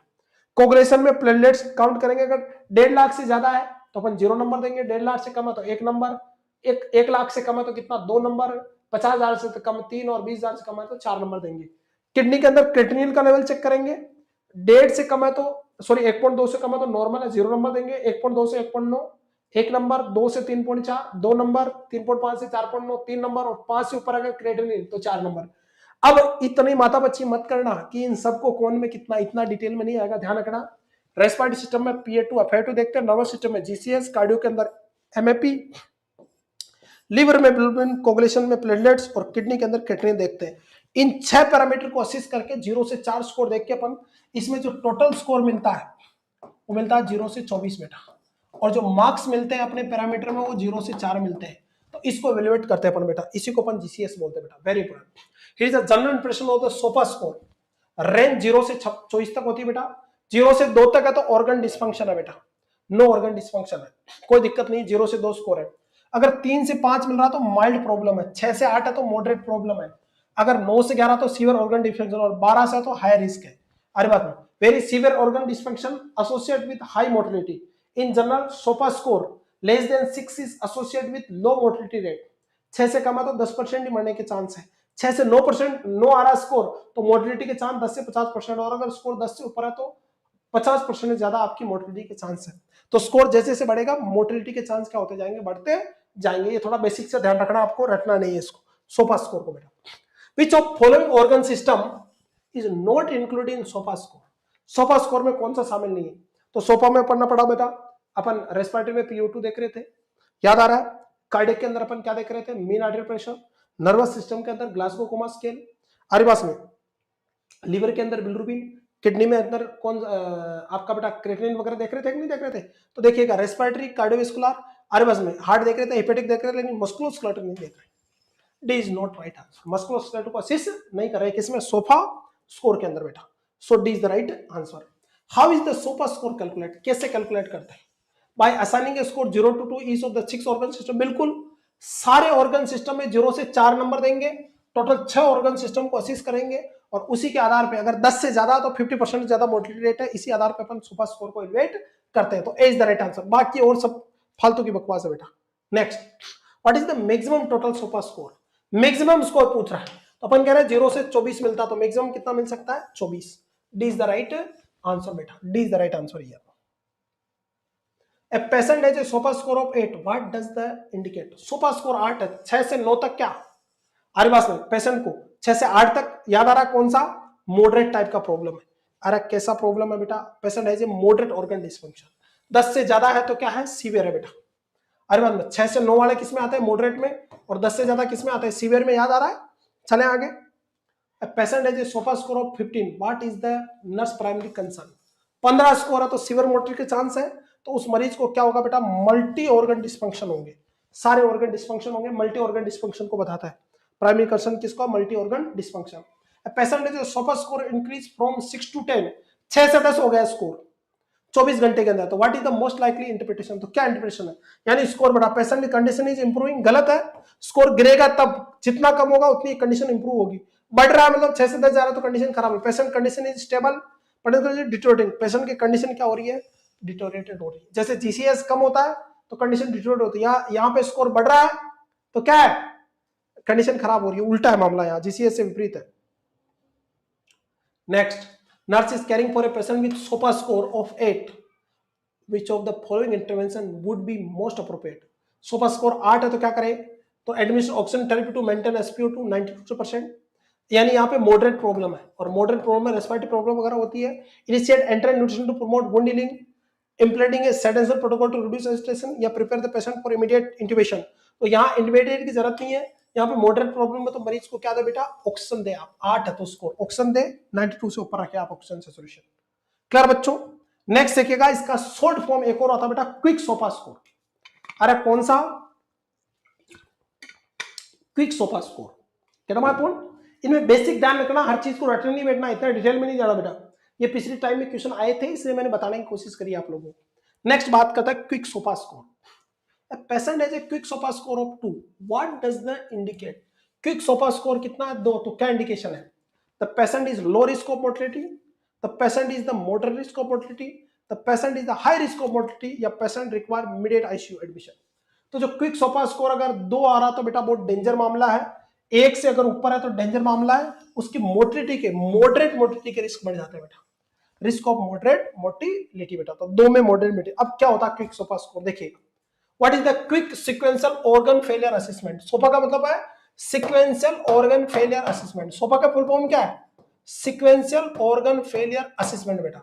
और अगर ये क्यों लग रहा है तो क्विक sequential organ आपका बेटा कौन सा असेसमेंट स्कोरिंग सिस्टम बोलते हैं इसको। Quick SOFA score which comprise of bedside clinical parameter aim to identify the patient with sepsis are at the high risk of adverse outcome. और मोस्टली किनको sepsis वाले मरीजों में किया जाता है ये SOFA score, quick SOFA score वगैरह। अपन क्विक सोपा देखो सोपा स्कोर में सिक्वेंशियल ऑर्गन फेलियर असेसमेंट में अपन मोर्टिलिटी की सिवियर कोशिश करने में करते हैं, आईसीयू वगैरह में करते हैं और एडमिट होने के विद इन 24 घंटे के अंदर करते हैं सारे स्कोर। कितने घंटे के अंदर? एडमिट होने के 24 घंटे के अंदर पेशेंट को आईसीयू में एडमिट होने के 24 घंटे के अंदर करते हैं। तो वो तो था 6 पैरामीटर 0 से 24 स्कोर वाला तो सोपा। इसमें 3 पैरामीटर 3 स्कोर वाला कौन सा है? आपका क्विक सोपा। यानी तुरंत देखना इसमें रेस्पिरेटरी रेट देंगे, अगर 22 ब्रीथ पर मिनट से ज्यादा तो स्कोर मिलेगा 1। अगर सिस्टोलिक बीपी 100 से कम है तो स्कोर मिलेगा 1। और अगर अल्टर्ड वेंटल स्टेटस जीसीएस 14 से कम है तो स्कोर मिलेगा 1। तो टोटल यहाँ पे जो स्कोर मिलता है वो मिलता है 0 से 3। थर्ड पॉइंट, अगर क्विक सोपा स्कोर 2 से ज्यादा है तो associated with A 3 to 14 fold increase in hospital mortality. तो 3 से 14 गुनी, 2 या उससे ज्यादा या 3 हो रहा तो उसकी मोर्टिलिटी के चांस 3 से 14 गुना तक बढ़ जाते हैं मरीज के। That is the quick SOFA score बच्चों। 2 बहुत मॉडरेट को बताता बेटा। देखिए interpretation of quick SOFA score, low risk of mortality. अगर 1 स्कोर है तो मोर्टिलिटी की रिस्क कम है, मॉडरेट रिस्क जब स्कोर 2 है और 3 है तो हाई मोर्टिलिटी के रिस्क है बच्चों, और 0 है तो नो रिस्क है। ध्यान रखना इस बात को। What is the maximum total quick SOFA score? तो मैक्सिमम स्कोर कितना हो सकता है बेटा? 3। अरे मैक्सिमम स्कोर कितना जा सकता है? 3 जा सकता है। Is the right answer. How the quick SOFA score calculate? कैसे स्कोर करते हैं बेटा? By assessing the score 0 to 4 of the each 3 component. गलत है बेटा। By assigning the score 0 to 1 to each 3 component. तो 0 से 3 कंपोनेंट कौन कौन सा? रेस्पिरेटरी रेट 22 से ऊपर है 1 नंबर देंगे, 22 से कम है तो 0 नंबर देंगे। अरे सिस्टोलिक बीपी 100 से कम है तो 1 नंबर देंगे, 100 से ज्यादा है तो 0 नंबर देंगे। और लास्ट क्या बच्चों? 3 पैरामीटर अपन ने देखे थे। एक कौन सा पैरामीटर है आपका? वेरी वेरी इंपोर्टेंट, कौन सा? जीसीएस। जीसीएस 14 से ऊपर है या 14 या उससे ऊपर है तो कितना नंबर दोगे? 1 नंबर। 0 नंबर। 14 से ऊपर है तो 14 से कम हो रहा तो कितना दोगे आप? 1 नंबर दोगे बेटा। और 14 से ऊपर है तो 0 नंबर दोगे। 14 या 15 है तो 0 नंबर, और 14 से कम है 13 है 12 है तो आप कितना नंबर दोगे? 1 नंबर। जितना स्कोर बढ़ेगा मोर्टिलिटी के चांस बढ़ते जाएंगे। तो B is the right answer here. A nurse is caring for a patient who has a quick SOPA score of what would be the most appropriate nursing action? 1 अगर SOPA score है, quick SOPA score कितना? 1 है तो call the physician to report the patient condition, administer oxygen therapy to patient या continue the monitor. तो mild risk और mild risk में less chance है तो आपको क्या करना है? क्लोज मॉनिटर करना है। डॉक्टर को बताने की जरूरत नहीं है बेटा। A nurse is caring for a client who is experiencing a respiratory distress. The patient respiratory rate is 24 breath per minute. What would be the nurse score to respiratory component of the quick SOPA score? आपका patient की breathe rate कितनी है? 24। 22 से ऊपर में कितना रखते हैं अपन? 1। राइट आंसर पे जाएगा 1। B is the right answer बेटा। Very very important. तो ये कहानी हुई बेटा सोपा स्कोर की। Patient is confused and deteriorating. Patient confuse और डिटोरिएटेड है। अरे what would be the nurse score the altered mentation of the quick SOFA score? अगर मेंटेशन अल्टर्ड हो रहा है, जीसीएस डाउन हो रहा तो स्कोर कितना दोगे? 1। और अगर नॉर्मल है तो 0 नंबर दोगे। इसमें तो 2 स्कोर मिलते हैं, 0 या 1। Thank you so much. Love you all. पढ़े बड़े अपने नर्सिंग ऑफिसर बनने के सपनों को सच करें और thank you so much. Love you all. Bye बेटा।